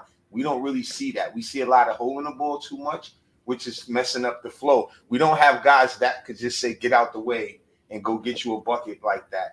So with that being said, when Brunson can do it, they crowd in the court for him. So he has to move the ball and let guys know he's going to move the ball so they can be confident and ready to shoot the ball. That's part of basketball, just sharing that ball the right way. And that's my last take on that. Yeah, I hear you, and we'll talk about that. Queen, go ahead. I'm going to bring up your point, Queen. But you're the one who brought it this morning. Not the offense. Right. It's not that I was just about to say that. Listen, it's not the offense. We right here. It's not the offense. It's the defense. We had 30 assists last night. We lost. The game before that, we had 27 assists. We lost. So whether we get 16 assists, our offense has been steady all year. It may look different. Whether we moving the ball, whether we ISO, we still winning. Our offensive rating hasn't changed much. Defense, I ran the numbers. I was so surprised because I was just looking at us for the season. The last 5 games, last 10 games, last 15 games, our defensive rating has not been higher than 23rd out of 30 teams. Right. That's it. It's the defense. Our offense is going to be good. May not look great. Our offense is good. We're scoring enough points to win, whether it's hero ball, ISO ball, or sharing it. It's not the issue. We're not stopping anybody. I'm with Hard Will on that, Queen. I'm gonna disagree with y'all on that. Right. I'm 70-30. I'm 70-30 Queen. Yeah. So I think the defense is more important right now, but I definitely think the hero ball has been a detriment as of late. It has, Tony. I agree with you. You know, because defense. My bad, Free. I just wanted to say one thing. The defense is going to be a part because they're not playing. They're not passing the ball on time. Guys not giving that same effort that they should have, that they was giving when they was playing more team ball. And then we pointed that out before that. You know, just giving the ball up on time. I mean, we have to do that. We're not that type of team that could just play this way. We need everybody to win. And even when somebody else is hot, we got to respect that because they stepping up and other guys are tired. You get what I mean? You can see it in real time. Guys are tired and other guys aren't. And we need the guys that aren't like Obi and like other guys. Obi last night. Yeah. Why is Evan Fournier taking a contested mid-range jumper over 2 people when Obi was open in the corner? Wide open in the corner. That was a bad mistake. But listen. Right. And then that's just a good sign, a point out of what they be doing, holding the ball too much when they're not moving the ball. And the next possession down the floor, Jalen Brunson, seeing that they are zoning up top, is going to try to split the zone. When they cut him off, he shoots a contested 3-pointer over 2 people, knowing he a Smurf. And Obi is in the corner wide open. It's crazy. I'm not disagreeing with you, but what I'm saying is the offense is not the problem for the Knicks. The Knicks will score no matter what. Whether they make the defense work, they don't make the defense work, whether we assist, we don't assist. The offense is not the problem. I hear what you're saying. I agree with you. The more you pass the ball, the more you get people involved, the more energized they are, the more you make the defense work. I get it, and I agree. Right. But all I'm saying is we win offensively regardless. Right. Defensively, if we want to win games, we got to get that defense together. And Fournier is not in the rotation to blame him. Right. No, I'm not blaming him for that. I'm talking about that one. I'm talking about that one play or the 2 plays back to back that's indicative of what's been happening over the last 20 games. I mean, I'm not going to argue with that. I agree with that. I just don't think it's a bigger problem. But the defensive numbers, right, are misleading us, thinking that we don't play pretty good defense. What happens is we hang with teams till about the beginning of the 4th quarter, and then teams just pull away from us late. But that's part of the defense, though. Right, but it's a personnel issue. I don't think it's a scheme issue. Or we have the lead all game and we lose it in the 4th. It's one or the other. And they run away from us because this team is gassed at the end of the game. Conditioning. How are you gassed? Okay. When we played that time when the Knicks were playing 40 minutes a game, all right, fine. These past few games, the Knicks, Brunson and Randall are playing 38, 37 minutes a game. Last night, Brunson played like 33, 34. What's the gas lately? That's because they had to, though, Queen. They had to do that. They had to no. I know. I agree. And that's what's causing the problem for us when our bench wasn't giving us no production, and we had to see those guys for a little bit of time. And then hold on, Wiz. And then the lead starts to go away, or we get down by more, and Tibbs got a rush to put those guys in. So it's like, back in. But that's why I try to point out the Cam. It's we have a problem with it. I feel like Quickly got better. No, not Cat Cam. I'm talking about that player. Whoever we would have playing those minutes and helping out the team. No, I agree. I agree with that. In reference to that part of what I'm saying, that's just a problem. And then with Rose and them not playing, Fournier, we don't want him to play. That's a problem. We don't want Rose to play. The starters, exactly. Obi just got back. So that's what I'm saying. We got to just basically give him a chance to fix that. I think that's lingering too long, causing more of an effect on the starters. You know what I mean? Because they was doing a great job. That's what y'all got to look at. But when they was coming out the game, we was losing, and they got to go back in the game and try to win the game. You know what I mean? It's no help for those yesterday specifically, the game was tied up 88-88, I must say. Yes, they did. The game was tied 88-88, right? The game was tied 88-88. The Knicks took a lead. The Knicks took an 84-82 lead, right? Well, I started going crazy in the crib, freezing. Right. The Knicks came all the way back. Came all the way back, and then the game was tied 88-88. Jalen Brunson's like, Coach, yo, just give me. I just need 30 seconds, bro. Just let me sit. Just by the time his rump hit the chair, the Raptors was up by 8. But Freezy, explain the first quarter of the past 3 games. Thank you. How much were we down by? With the starting team, the starting lineup, fresh legs from the 2 days rest, first 12 minutes of play. Why were we down 17 in the first quarter yesterday? Why were we down, 12 or so the game before that? The first quarter, now you have to work extra hard, second or first team, to get back in the game. And then by the fourth quarter... So who brought us back to bench? Who brought us back, Wiz? Who brought us back to bench? Yeah. But we were behind by 17 with the first. Yeah, the bench brought us back. Obi hit them 3. Obi spearheaded us. I ain't even going to front. The fourth quarter fatigue thing. We're not fatigued. The fourth quarter fatigue and falling behind on fatigue. Right, that's what he's talking about. We fell behind in the first quarter, fresh and rested. So what explained that those past 3 games, 17, 12 points, double digits behind. That go to the point that Tony was, because we had a formula. Randall start off, RJ in the middle, Brunson close. That was our formula when we were winning, right? Yesterday, in the past few games, I think Jalen Brunson was trying to get all-star votes, bro. That's my thing. Come on. Okay, so then it's hero ball. Selfish hero ball guy. I want to ask you all that question last night. Is Brunson selfish, or is he smart because the guys not getting shots, or sometimes of both, or he's trying to get to the All-Star game? Go with the one that got you there. Is if you were winning with a certain formula, just keep doing it. I tell you, for a good player like Brunson and RJ and them, with players have been going up and down, so that put him in that position before. So I've seen games where he wasn't on, where he didn't have a problem passing. But if guys aren't making these shots, he stay aggressive, and we need his scoring. So I can't fault him for that. And like Freezy said earlier, he's running the team. He's new on the team. I'm giving him a chance. To grow. He looking pretty good for my assessment for a point guard. For me, I'll take him. I'm not going to be saying, "Oh, we could have had this other point guard," and all that. I'm not doing that. I'm happy we got son. He balling out for us, bro. How you going? How you gonna do that to man? Like, I think he's gonna get better. He is gonna get extremely better, because you gotta remember, this guy, even though we say he takes some bad shots, look at all the shots that he make. You know what I mean? That's what you gotta look at it. And the more help he get, the easier it is. They all gotta grow more confident. Sharing the ball could fix the problem, man. Like I said, man. I'm not gonna be on no panel saying like who we could have got instead of Brunson, and Brunson is out here balling out. He definitely could be an all-star, man. You know what I mean? Keep it real. Here's why, y'all. Come on.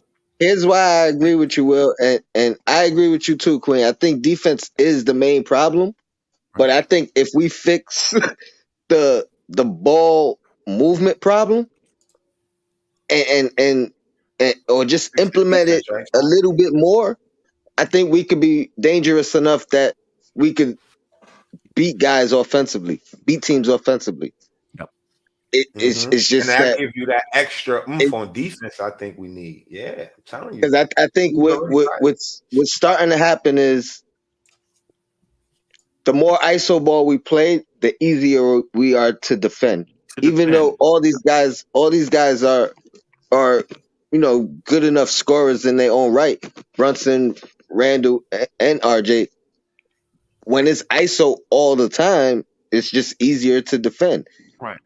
All right, I'm not going to argue with you, but last night we had 30 assists on 40 I field agree. goals. The night before that, we had 27 assists on, I don't remember what the field goal. The past few games, the minutes have been down, and the past few games, the assists have been up. What has the results been? 2 losses. The Knicks have to defend. I'm not arguing with you guys offensively. The Knicks have to defend. Listen, part of my show is Mitchell Robinson's absence, and can we weather the storm without him, basically? Because but our defense was we've been in the 20s with Mitchell Robinson. Mitchell Robinson only lost 2 games. Yeah.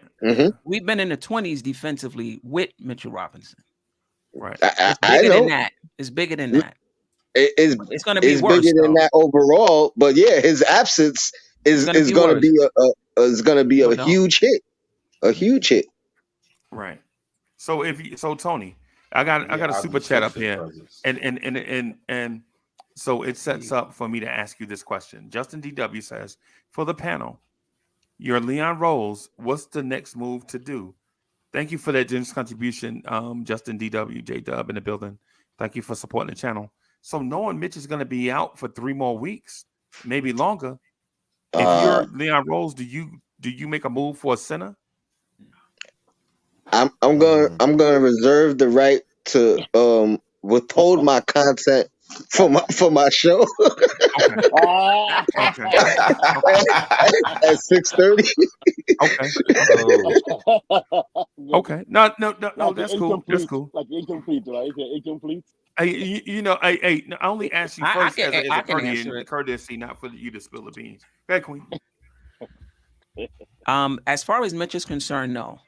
I'm not minimizing what Mitch brings to our team, but I do think we can weather the storm if our perimeter defense gets better, right? But we can't keep moving the chairs around on the deck. The Knicks need help. I'm a supporter of Cam being in a rotation. It's not going to happen. Fournier, it's not going to happen. We have to bring in players. So this is what I'm doing. I'm looking for 3-and-D guys. If you can't play both sides of the ball, you cannot play for the Knicks. The Knicks have to put their foot down. If you can't play both sides, you can't play for us. We got to have that type of identity. Look at Toronto. Everybody is a 2-way player. You don't have to decide, we need shooting. Let me put so-and-so in, but our defense is going to slack. We need defense right now. Let me put so-and-so in, but now, man, I hope we can hold the lead because he ain't going to be able to score. We need 2-way players. Everybody, except for our top 6, is up for grabs, and the top 6 is up for grabs for a superstar. But if it's not a superstar, everybody else is up for grabs. I'm putting Obi Toppin on the block. But Queen, you just said something nebulous though, because everybody is looking for that guy. 2-way players. I know. Not like they're not growing on trees. So you know what we need then? Since she said that, but she made a good point about we all right on offense. So we we just need more defensive guys that could just come in and help us on defense. We don't have that. We got everybody just trying to score.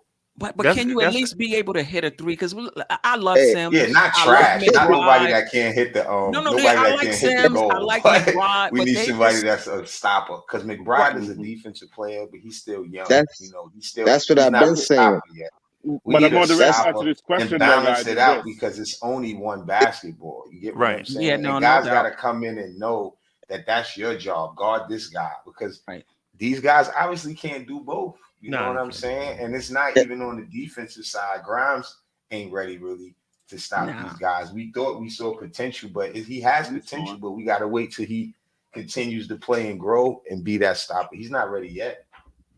And even on the offensive end, and no disrespect to him or Fournier, you got to get timely shots as well.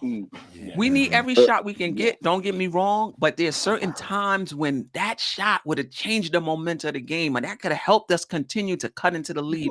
And but Grimes you said the offense gonna be all right. The offense is gonna be all right. The offense is going to be all right, but there are times when you're down where you need timely shots. Right. We need timely stops. Right, and that's why Tony and Hart Will and myself was talking about sharing the basketball. But that wasn't the issue last night. We had 30 assists, and those guys still missed the shot. We had 30 assists. There we go. So, Queen, the answer to the question actually is, I'm saying Mitch does not affect the decision we should be making right now. Mitch's absence should not affect the decision we're making right now. We should be on the, now I'm going to go back to what you said. We should be on the same plan as we were before Mitch's injury. Wait a minute. Mitch's absence. Wes, what are you saying? I know. He's saying we shouldn't trade for a center. Mitch's absence should not affect our move right now. Nah. The move we need to make right now. I don't think she meant that in that kind. I don't think she meant that in that aspect, bro. I don't think a major injury. I don't think a major injury was part of that planning process. I don't think it's a major injury, by the way. I think 3 weeks is a decent injury, not major. I think he's going to be back in time to help us. I heard if a doctor cuts your skin, it's major. You know what I'm saying? If a doctor put a scalpel on you, it's major, bro. That's what I heard. His finger, man. I got to, even shoot. He just needs to be starting to catch but like you did say, everybody knew Mitch might be hurt this year. Yeah, I gotta go back and look. I mean, I think last game he played 70-something games. The year his contract year, he played a lot of games, but all the other years. All right. Last year he played a lot of years. I mean, a lot of games. Hey, easy on my man Mitch. Not too much on my man Mitch. That's our guy. Shout out to Mitch. Probably wouldn't say a word. He's probably had a groin pull, a backache, neck, high ankle sprain. He played through all of that last year. That bread was on the line. But I'm saying that Mitch's injury should not affect the front office system right now. What they were looking for before his injury should be the same thing looking for right now. Because all we need, like Queen says, is that 3-and-D guy. But we need a clutch 3-and-D. And with the offensive issue, it's not that, like Queen says, it's not about that we can't score, because we are not scoring at clutch moments that could decide the game, that influences momentum. We can't have 12, 21, 3 runs by a team.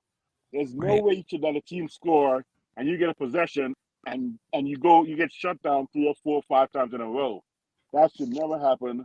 You should have a guy who would be like, get me a basket now. And stop. That's Miles McBride. But that's too. That's Deuce, exactly. It's Deuce. I tell you, or Swift, right? We got him on the bench right there. But we need someone who can get me a basket. Get me a basket. You know what I think though? I wouldn't bring in a big for Mitch's injury because I feel like let Sims improve, let him get the minutes. So when we do get to the playoffs, these guys will be more prepared, and it's happening through real situations, not just. Them, you know what I mean? Like they getting minutes because they got to step up and play. He's down. Let it go like that. If you're gonna move iHeart, I would move iHeart, move all of the dead weight off the team. That's different. Yes. But I would let Sims play those minutes and maybe Obi and Randall switch it around with the minutes to give Obi some more minutes in Mitch's absence. If you could. Listen, Obi needs to be. Listen, 2 questions I have for the panel. Number one. Here we go. He showed me last night he might need another chance, Queen. Nah. Let me tell you something. Listen to me. I knew she was gonna say that. Listen to me. I got my iPad ready to go to your channel and subscribe right now. You know what I don't like? I don't like when guys get hot. It's like, to me, if Obi was 5 for 10 or 5 for 12, I can believe in that. You 4 for 5 to me, that just tells me you got hot. Anyway, I think the Knicks Queen ain't give him the ball every time neither though. He was open a couple times more. Listen, I'm not arguing. He could have. He could. I'm not arguing with you guys at all. No, I'm not arguing at all. Had a couple more. I think when he could have seen it where he was open a couple times. He could have maybe the 48 one. He could have. He was calling for it. No, I'm not arguing with you. He could have. Listen, Obi Toppin's 3-point shot is legit. I'm not arguing with you. Either it's going to go in clean and look perfect, or it's going to look like that Larry Bird, Magic Johnson commercial back in the 80s. Off the backboard, off the backboard, window, off the locker, off the trash can.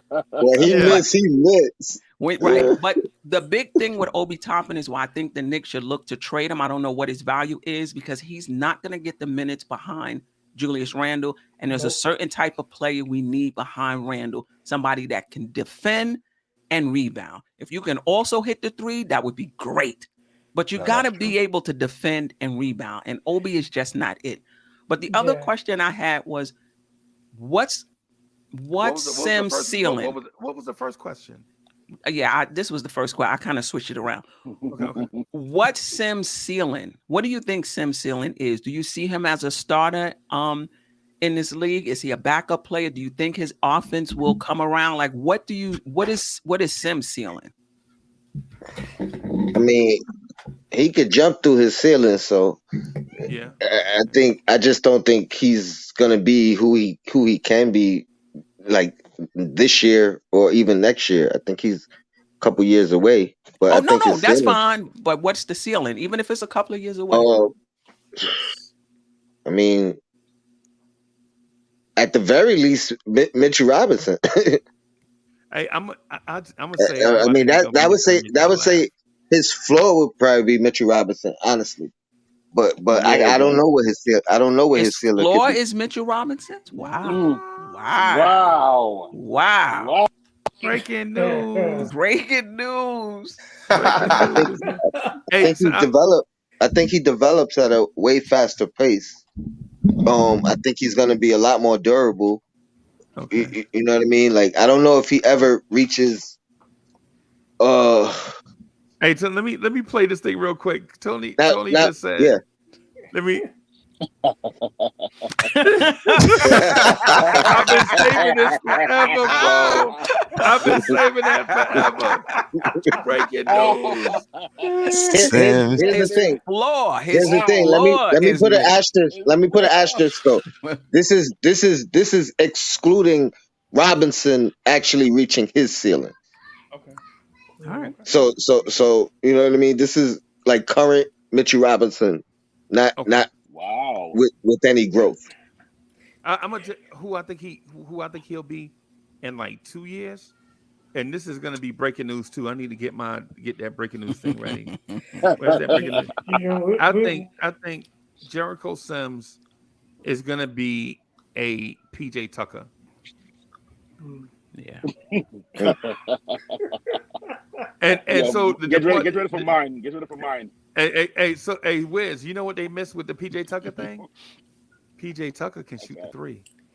And I just said Jericho Sims. Yes. Yeah. Well, I think he's agile for a big, but PJ Tucker is way more agile than Sims. His form looked good in the open practice. Yeah. I've been calling Sims the same thing for the past year or so. I've been calling him one thing. And it's documented. You have receipts. I've been calling Sims Baby Akeem. I tell you like this. He's worth Baby Akeem who? Elijah Wan? I know you. He's talking about Prince Akeem coming to America. That's what I was thinking too. I tell you this. He good enough to not bring in nobody. Yeah. That's not going to like really do something for us. Like as far as like no real bigs is available that we'll be like, oh, give up him. So I take Sims in the place of Mitch for now and let him grow and see if we want to keep him a little longer because we signed him early. Yeah. Obviously, they see potential in him. I like him. He's agile. He moves quick. He catch the oop. He guard the rim. He's very mature. Yeah, he's really young. That's the upside to him. He's really young. You know what I'm saying? And you know, he guards. He moves his feet. Right. He got to learn. That's the thing. You know, he got a Euro step. Remember, he whipped out the Euro in summer league. Remember that? Baby Hakeem, I love you. Yeah. Yo, I almost seen it, bro. I've been on his Instagram, and I invited him to your show, Freezy. Okay. I told him, I said, Baby Hakeem, I told you when you're ready. Come on, I wouldn't bring in anybody for Mitchell Robinson, period. But I don't think it's because of Sims. When you say are you saying trading, or you just saying in the? In replacement, like that's what I meant. Like as far as like if we need somebody, I feel like it's good for the next man to get the minutes. So when we do get to the playoffs, he get in, he gonna be able to help us the right way. He more prepared, you know. So that's why I agree with that, Hartwell. But you know what? If you're not good enough, we might not get to the playoffs. You know what I mean? So I mean, for me, I like Sims. I just think offensively he's limited. You know, and I feel like I can deal with Mitch being offensively limited because Mitch is a terror on the offensive boards. And Mitch's presence in the paint deters a lot. It deters a lot. And Sims does not do that. Sims does not do that at all because he's 6'9". But for what he does, I'm not taking anything away from him. For what he does, I like it. So I don't you see do him. know. So you do know the last stats that you gave about how good they shot, like like with Mitch not there, it does mean a difference because they are looking twice when they see Mitch in there. Like they're not going through the paint like that. Yeah, you know what I mean? no doubt about it. So I do like Sims. I see him as a career backup center. If we're talking about a good team, like a perennial playoff team, I see Sims as a backup center. Like basically, he's in his role where he should be because we're going to be that perennial playoff team. Correct. I see him as a backup center. Now, obviously, if he develops an offensive game, that changes everything because that's the only issue I have with Sims. It's kind of similar to Mitch. You're not getting anything on the offensive end other than the alley-oop. And the Knicks agree with you because they signed him to a 2-year two-way last year and then tore it up this year and signed him to a two-year deal. So the Knicks agree with you with what you're saying. You got to follow in basketball. If you follow the money, you'll find out who teams like and who they don't like. And the key point is too that Mitch with the offensive rebound, Sims don't bring us that, so that's very key with Mitch. But Jericho Sims is a better perimeter defender than Mitch. Yeah, no doubt. And you not getting these cats like Brook Lopez and all them dudes that was just spotting up, shooting it. Nah, no. Jericho Mitch Sims ain't bad. Mitch just have to help everybody. Bad. That's the You're problem. Right. He not bad, but he not. See, the problem is, listen, this is the real problem. Mitch will look better on D and Sims. We have no wing defenders, nobody to stop the penetration coming in the paint. Once we get more defense on the court, that's going to change the whole dynamic of even Mitch going to be better because he can stay with his man more. That messes us up a lot. If you're a point guard and you could get in the paint and draw the big man, it's so easy to create after that. Right. That's why my man had 12 assists the other night. Yeah. DeJounte Murray. Right. Yeah. Because nobody could guard their man. It's pathetic. And that's why he got all of those points in the paint. Yes. Right. And so here's my question. I gotta ask. So let me ask y'all this just real quick. So with that said, based off what Hartwell said, and based on some other factors, are we overrating how good Quentin Grimes can be? Can be? Yes. Can be? Yes. I don't know if we're doing how good he can be. What do we think his ceiling is? That maybe we should start with that. Can I go first then? Yes, Freezy. It's your show. You go ahead. And I'm just saying, you know, I'm just saying I think Quentin Grimes can have a Paul George, Kawhi Leonard, Shai Gilgeous-Alexander type of impact for the Knicks. Do I think he will be those individual players and what they do for their specific teams? Maybe not. But with the right coach, for instance, Tibbs, for him, Tibbs is the right coach. With the right coach, I think Tibbs can get this guy. Mind you, he hadn't played 82 games yet. Oh, he hasn't? Right? Okay. No, he has not played 82 games yet in his career. Right? I think Tibbs can get him to a Paul George type impact on a playoff team. Am I overrating Quentin Grimes? Or is he a ham sandwich? Nah, can we get a middle ground? No, exactly what I was gonna say.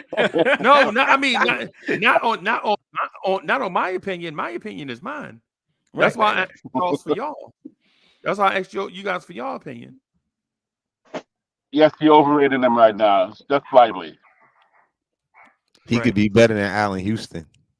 Yeah, he could be. Oh, he gonna have to shoot. That shot is. I could go there and say that because of the takeoff, what he's doing already so far, and you know, I could see him Wow. developing into that.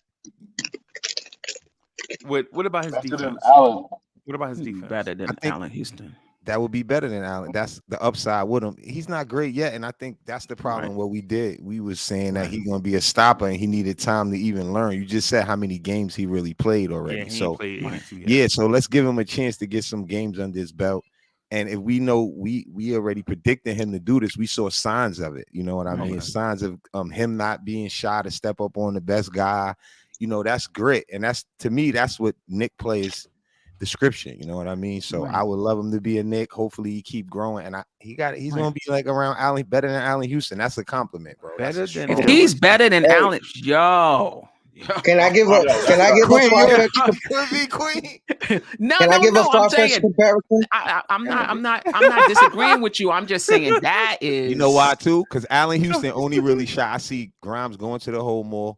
He creates shots and stuff like that. That's an upside. I see him doing that a lot more often, and he's showing the little bungees there. And the defense. And the defense. Put all those marbles over there. And think about it. He only played that 80. How many games he played so far? He ain't played 82 yet. He ain't played 82. Can I give a far-fetched Can I give just a little comparison? pushback? Tony, just a little pushback. I don't want to lose the moment. I don't want to confuse skill set with impact. I don't want to confuse the two, because he has a better skill set than Allen Houston, no doubt about it. But the impact, you could count on Allen Houston. I mean, game in and game out, and Grimes have to get to that point. But in terms of if he can put it all together, I agree. He can be better than Allen Houston. The year when Allen Houston was able to produce that, and people never remember what he had to build to become that player. No doubt we saw about it. him when he came to the Knicks from Detroit. You see what I mean? He had to grow. He had to go through the stages we looking at Grimes at now, and Knicks fans didn't see that. And that's what I always talk about players, where they just think he was just able to do those things. He had to grow, and that's why I said Grimes could be. Because where he's at right now, he's moving at a fast pace. Even how fast the NBA is, with the skill level and everything now. That's the real reason, not to just down Allen Houston. He's an all-time legend for me as a Knicks fan. So I don't want nobody to get it twisted. All right, I didn't know him from Detroit. Quentin Grimes has played over 80. He's played 83 games as of yesterday. Wow. So he's played 83 games, started 38. So if you're gonna make it fair, compare him to Houston's first 2 years, or first year if you want to do the 82 game thing. Okay. But my far-fetched comparisons are Jimmy Butler and Wiggins, two guys that Tibbs actually coached. And you know the growth that they had to So y'all doing player comps? He don't have the length though. He don't have the I was just doing far-fetched comparisons because you said Kawhi and no. I didn't say he was gonna. No, I didn't say he was gonna be them. I said I said he can have that type of impact on a team. That's what Tony's saying. That's what I'm saying. That's what two guys, saying. But I'm using two examples of guys that Tibbs coached. Right. To kind of, you know what I mean? Tendencies. He's taking player tendencies, basically. Right. Because if we're talking about, I agree with that Butler comparison. If you were talking about, you gotta look at the time. I don't agree. I think you gotta look at the developing time too, because Butler didn't develop right away, and people forget about that. That's what I'm saying. Mm-hmm. That's what I'm saying. Butler didn't develop till he was 25. Exactly. Right. And you look at the numbers. A lot of our players is doing better than that. See, but we don't look at that. We just judging them in real time, and that's why I do. No, I'm just saying me, not you. Look at that. Not us on the panel, not us. I'm saying, with the fans, how we just judge players so harsh. We're not thinking about. And both of those guys were defenders first. Yeah, like how we said Allen Houston, and we broke down what he did early on. Same thing. Grimes is just doing it faster and more. Even Barrett is doing it faster than it, like a Jimmy Butler. Right. Yes, he just got to pick up more defensive tendencies. He got to get one of. See, Butler wanted to play defense, and once he got real good at defense, he just was a gym rat, and he developed a good game. You know what I mean? If you a gym rat and you were already a good defender, that's going to mesh together, and then you would be a two-way player. So I'm just going to say this real quick. Because some people plateau. Some people accelerate really high and then they plateau. Correct. So the first couple of years they look really good, and then by year 4 or 5 they start to look like you're still the same place where you were year two, and they so let's be That's up to the talking coach to about a though to possibility. bring out the best in you and your situation. All that play a part in who you become. Even the players you with, all that plays a part. So like we got a good situation with our team, I think. The Jimmy I think Butler it one, does. I'm a little confused because Jimmy Butler is not the shooter that Quentin Grimes is. Right. You know what I'm saying? And Andrew Wiggins is early on in his career was the classic streaky shooter, uber athletic talent, high draft pick with high upside. I think Grimes is that guy. You got to prove it first, Reese. That's why Yeah. you could say Butler Here's the because thing. Grimes Yeah, didn't but- prove it yet. Yeah, Even but- And though it's like he only how Will played said, 83 games already. So you're going to when put you Butler in start the your career, conversation. when you start your career and you hang your hat on defense, Right. and then Like the Paul offense George becomes and Jimmy Butler. Okay. Yeah. Jimmy Butler is a better shooter than Grimes. And Wiggins to an extent.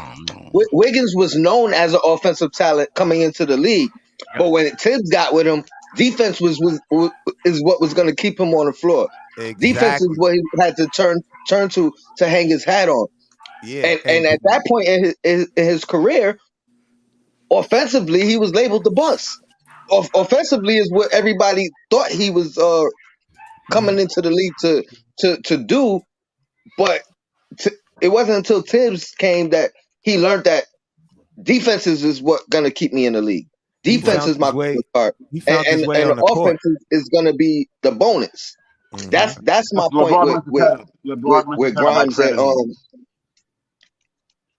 Yeah, no, say that that's a again? fact, Tom. So That's a James fact. Lee, thank you for the I said generous LeBron contribution. versus James Lee says Go ahead. the real question is Tibbs utilizing Grimes enough for preventing him to be traded for Spider? Grimes doesn't get enough set plays or volume at all. I don't believe that Grimes was held back from trade. Grimes was hurt, I think. I don't think it was part of the trade. I thought that was just hype or talk. I ain't believe that. But I think Grimes is getting minutes. He young, he out there, he playing, he getting experience. They passing him the ball. Randall passing him the ball. He hitting tough shots. He developing now because he on the floor.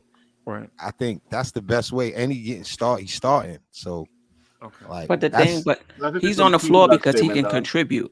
So I'm all for young guys playing and learning because they're contributing. I'm just not for just putting guys out there just so they develop and they not really contributing to us trying to win a basketball game. And neither are they. Neither Right. neither is them. And obviously it Right. wouldn't make sense because they're not going in there. That's why I said they can't double back and change directions. Right, And right. Grimes is a glue guy. He come in, he fits in with those guys. So Yeah, it no makes doubt. sense. And that's why I think he's ahead of his time to even start so early on the Tibbs team. That's another good thing. I mean, it's really nobody on the team like that anyway, but he's still getting the opportunity. So And that's the myth when it comes to IQ and when it comes to Grimes, that Tibbs don't play young people. Is certain type of young guys that he will play. And Grimes and IQ are one of those guys. If you don't fit that mold, and I don't know if I know what it is 100%, it's not I gonna think happen for you. I think IQ actually broke the mold.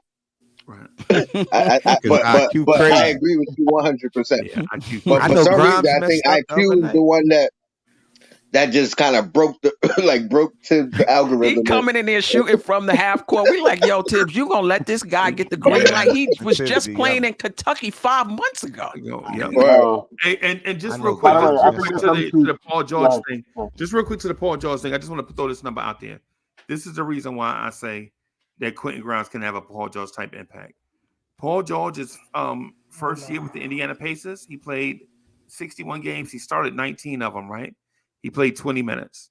He averaged 7.8 points a game. Right. His first year with the Indiana Pacers. The second year, he became a full-time starter. He started 66 games. He averaged 12.1 points a game. What I'm saying is for some players, Rome wasn't built in a day. You got to be patient. Right? No doubt. Right. And so the thing with Grimes is if we're looking at what he can do today and comparing him to Hall of Famers, I would say just relax, just easy. Right. When I say down the road, can he have a Paul George type impact? Guess what? He doing that right now. Paul George at the same age averaged 6 points a game. That's what I'm saying. Like, Grimes can be something if we give him some time to be something. But we are giving him And that's time, a superstar Nobody of the rushing NBA. him. That's Right. not even Allen I Houston. agree That's a with all of it. superstar of the NBA. Right. But let's keep in mind these developmental trajectories can go either way. You can plateau over time and level out over time as well. We've seen that as well. That's why when a player is young, you rolling the dice either way because you really don't know. He could turn into a star or he can level lower. That's why the front office get paid the big bucks. A trade comes across your desk, you got to decide, like the stocks. Am I holding or am I selling? Right. You know what I mean? You have to project because you don't know. Hey, Queen B, just real quick. You know what? Paul George, Kawhi Leonard in his first year averaged 7.9 points a game. Kawhi Leonard in his second year averaged 11 points a game. I'm not arguing. And I wanted third game averaged 12 points per game. Funny you say Kawhi, right? I'm not arguing with you, Freezy. He could be that. I'm not. Yo, but I'm not arguing with you, Queen. I'm just throwing these numbers. The numbers. That people okay, yeah. And why it is that I'm saying Quentin Grimes can have that type of impact if we allow this thing to go down the road. That's all we saying. And how do you see the Golden Child improving? Yeah, and I saw an interview. Did you see the interview with Murray? He talked about the same thing. He had to play defense just to get on the court. Yep. You know, he's talking about Kawhi. Told him, he made me think about when you said Kawhi. Yep. Kawhi told him, like, yo, just play defense, you know, and that's like, you got to have a mind frame how to help your team. And when I think of the Knicks, everybody is thinking about offense on that. Like, it's too much. We got to have a couple guys that's going to lock in on D. Right. And then score when needed to score. I think that's why Grimes is key. Because he just do what's needed. He not just gonna keep coming out there trying to force build shots. that offensive base. RJ a forcing little shots, at a time. Brunson. Right. Yeah. Like, it got to be smoother. It got to be more Yeah. smooth, the flow of it, because then that makes them play more together defensive wise. And you'll be surprised how keeping your man in front of you, like we said, helps the middle of the court a whole lot. Just stopping your man from penetration. doubt. Guys is not in the groove. They like, oh, they ain't passing. Like, yo, I see it in real Cam time. Like, Reddish. it shouldn't be that easy for a guy to get past you. I also think You know that's what I'm why saying? Tibbs is such a great coach, because even if these Don't guys get thrown off end the up- panel. Don't get thrown off the panel. Don't get thrown off the panel. Yo, where he going with this? Great. Good. This is a good coach. They still trolling me because I gave him an A for the first half of this season. Don't do it. Hear him out. He's very good coach. He's very good. Let's change the word great to very good. Players have to learn that. Players have to learn that mentality if they're not coming into the leagues with it, and playing under Tibbs. That's one thing you're gonna learn. You may not end up playing for him long term. You may end up learning like the other team that you play for may reap the benefits of what Tibbs made you sacrifice. Yeah. But you're gonna learn that defense is just as important as offense. Let's say that. Yo, I hate to say it, but Tibbs must don't preach it no more because it's like a turnstile on D, bro. So it's a turnstile on D. So Tibbs losing his grit for defense now. Like Queen said it earlier, we got offense, but we don't have no D. So either Tibbs got to find a way to get some better schemes or to make guys stay in front of their man. Like, the thing is this, you got to find the right space and close out properly. These dudes jump at every three. All dudes do is give them a head fake, step to the side, and knock down the three. All they got to do is close out properly. And if Tibbs is such a great defender, I'm just I coach young kids and train young kids. That's something my kid. You don't leave your feet every time somebody gonna shoot. That's the problem with Brunson and them too, is though they ain't got no length and they think they got to jump. The thing is though, close out properly, pick the proper space. If your man shoot, then you close out, but at least he can't go by you so easy. They too close on dudes that they can't guard. So if Tibbs is this great coaching guru, I know how to put a team in better defensive position than I see the Knicks in. But in all fairness, how much of that is on the players as well? Because over a long season, you can lose focus. The Knicks, when the Knicks were ranked fifth, they were doing those things. But Queen, once we going back in this direction, facts. I agree, but still, now it can't go both ways. If you're teaching it, then this got to be what it stick to. So some of the things we're pointing out that's making this happen, because they know they got to play D, but it's effort and it's people buying in. That's why me and Tony was pointing out the ball moving in certain things. Because if they're not playing D, it could be part of they not playing together the way they should. It's something that's. Have you been on it? Have you ever coached a team where you're saying the same thing over and over? Some games they get it and they play it, and you in the locker room afterwards, and you like, this is what I'm talking about. But it's your job to fix it when you see film. Okay, your man went by you 8 times today, RJ.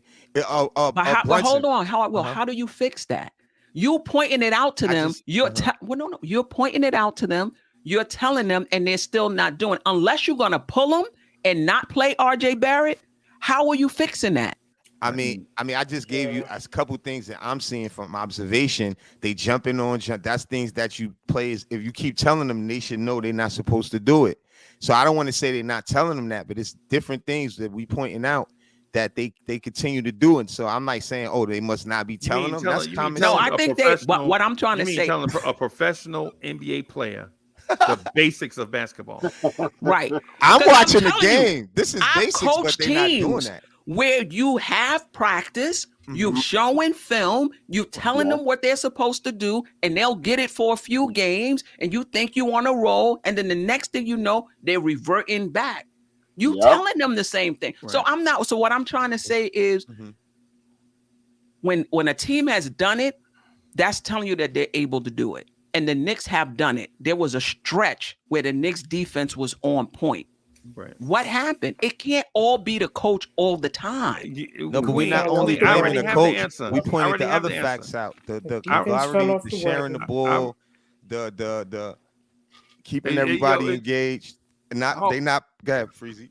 Now, if you want to say he's losing the team, that's different. No, it ain't that either. You know what it is? It's fatigue. Mm. When you get tired, you stop doing stuff that your body already has muscle memory to do. Yeah, they need help. Yeah, that's Tibbs. They tired. Yeah, they tired. Fournier wasn't playing. Rose wasn't playing. Cam not playing. Yeah. I said earlier, that's a major problem for us, y'all. I'm telling you, like it's hurting us because they gotta sit. You notice the new setup for the subbing pattern. They sit those guys to try to hold them to give them a rest to come back in the fourth. The bench could barely hold that down. We're gonna be in trouble. We need a better bench, though. That's on the front office. That's another thing we talking about later. But can you leave something for the Queen's Court, Tony? Can you leave something for the Queen's Court? Listen, that's all right. This is what happens when we have a good show, y'all. This is fine. No doubt. I'm gonna resubscribe right now to Dope Soul right now. Boom, resubscribe. He unsubscribed because I gave Tibbs an A for the first quarter. All right. I'm gonna even do my point. Listen, my point about Tibbs and the coaching was really referring to the young guys coming in. You know what I mean, and what they learned from him as far as defense matters. Yeah. That was what I was referring to. Like, right. Listen, wait, I got a catch app right here on the merch store as well. Good merch store and the catch app. Keep one in your wallet, bro. Let me go to the catch. And the merch look good, by the way, Queen. Your merch looks real good. Thank you. I appreciate it. I didn't win the rifle last time, which I should have won. I don't know why you don't fix it so I win. But I'm gonna have to go buy my own merch now. I appreciate it. But you're about to ask another question, which I may unsubscribe for the next question. You had 2 questions. You're gonna talk about my boy Obi, but I'm gonna hold off. Unsubscribe it. Wait till the next question you're gonna ask me about. The Tim steak was good though, so I'm gonna stay subscribed right now and go to the cash app in the merch store. So we're good. I appreciate it. Appreciate that, man. Hey, y'all, I gotta get out of here. I gotta run. I got a joint. You know what I'm saying? I gotta do at 6:30, man. Make sure y'all come out and check out Uncle Freezy, man. I'm gonna get in the spot with Tony Crow, man. Right the spot. With I'm gonna be on that show too. So you know that's gonna be. Hey, man, what time y'all going on? Appreciate you. 6:30. 6:30. Live on Knicks and Bruises. Right. 8:30 Queens Court. Anybody who want to join, anybody on this panel who want to join Queen, Queens I might Court pull at up 8:30. tonight, Queen. I'm Bring in the it, crib, yeah. so I Even me, might pull Queen, up. even I can join. Yes, even you can join. Queen, I Hey, ain't been hey, there. I gotta pop in tonight. Hey, Somebody not be watching you, Queen Stephanie. hey, not if you not Adam Nix, subscribed. you welcome. If you're not subscribed to the channel, you ain't welcome. Yeah, you gotta subscribe to Nothing But Knicks and Dope Soul. Yeah, come on, Okay. y'all. Come Hey, on, go to the man. merch store. We gotta go to the merch store. Maybe some merch. Where's you on you on what you call it? You on Twitter? Twitter and Instagram. Yeah. Okay, so I could drop the I'll drop the link. Tony Crow, send that link. I'll pull up to your show too, bro. Okay. Appreciate you, bro. Yeah, man. I definitely send it out. Yeah, Queen follow me on Twitter. Yeah. I don't think we All follow, right. but all right.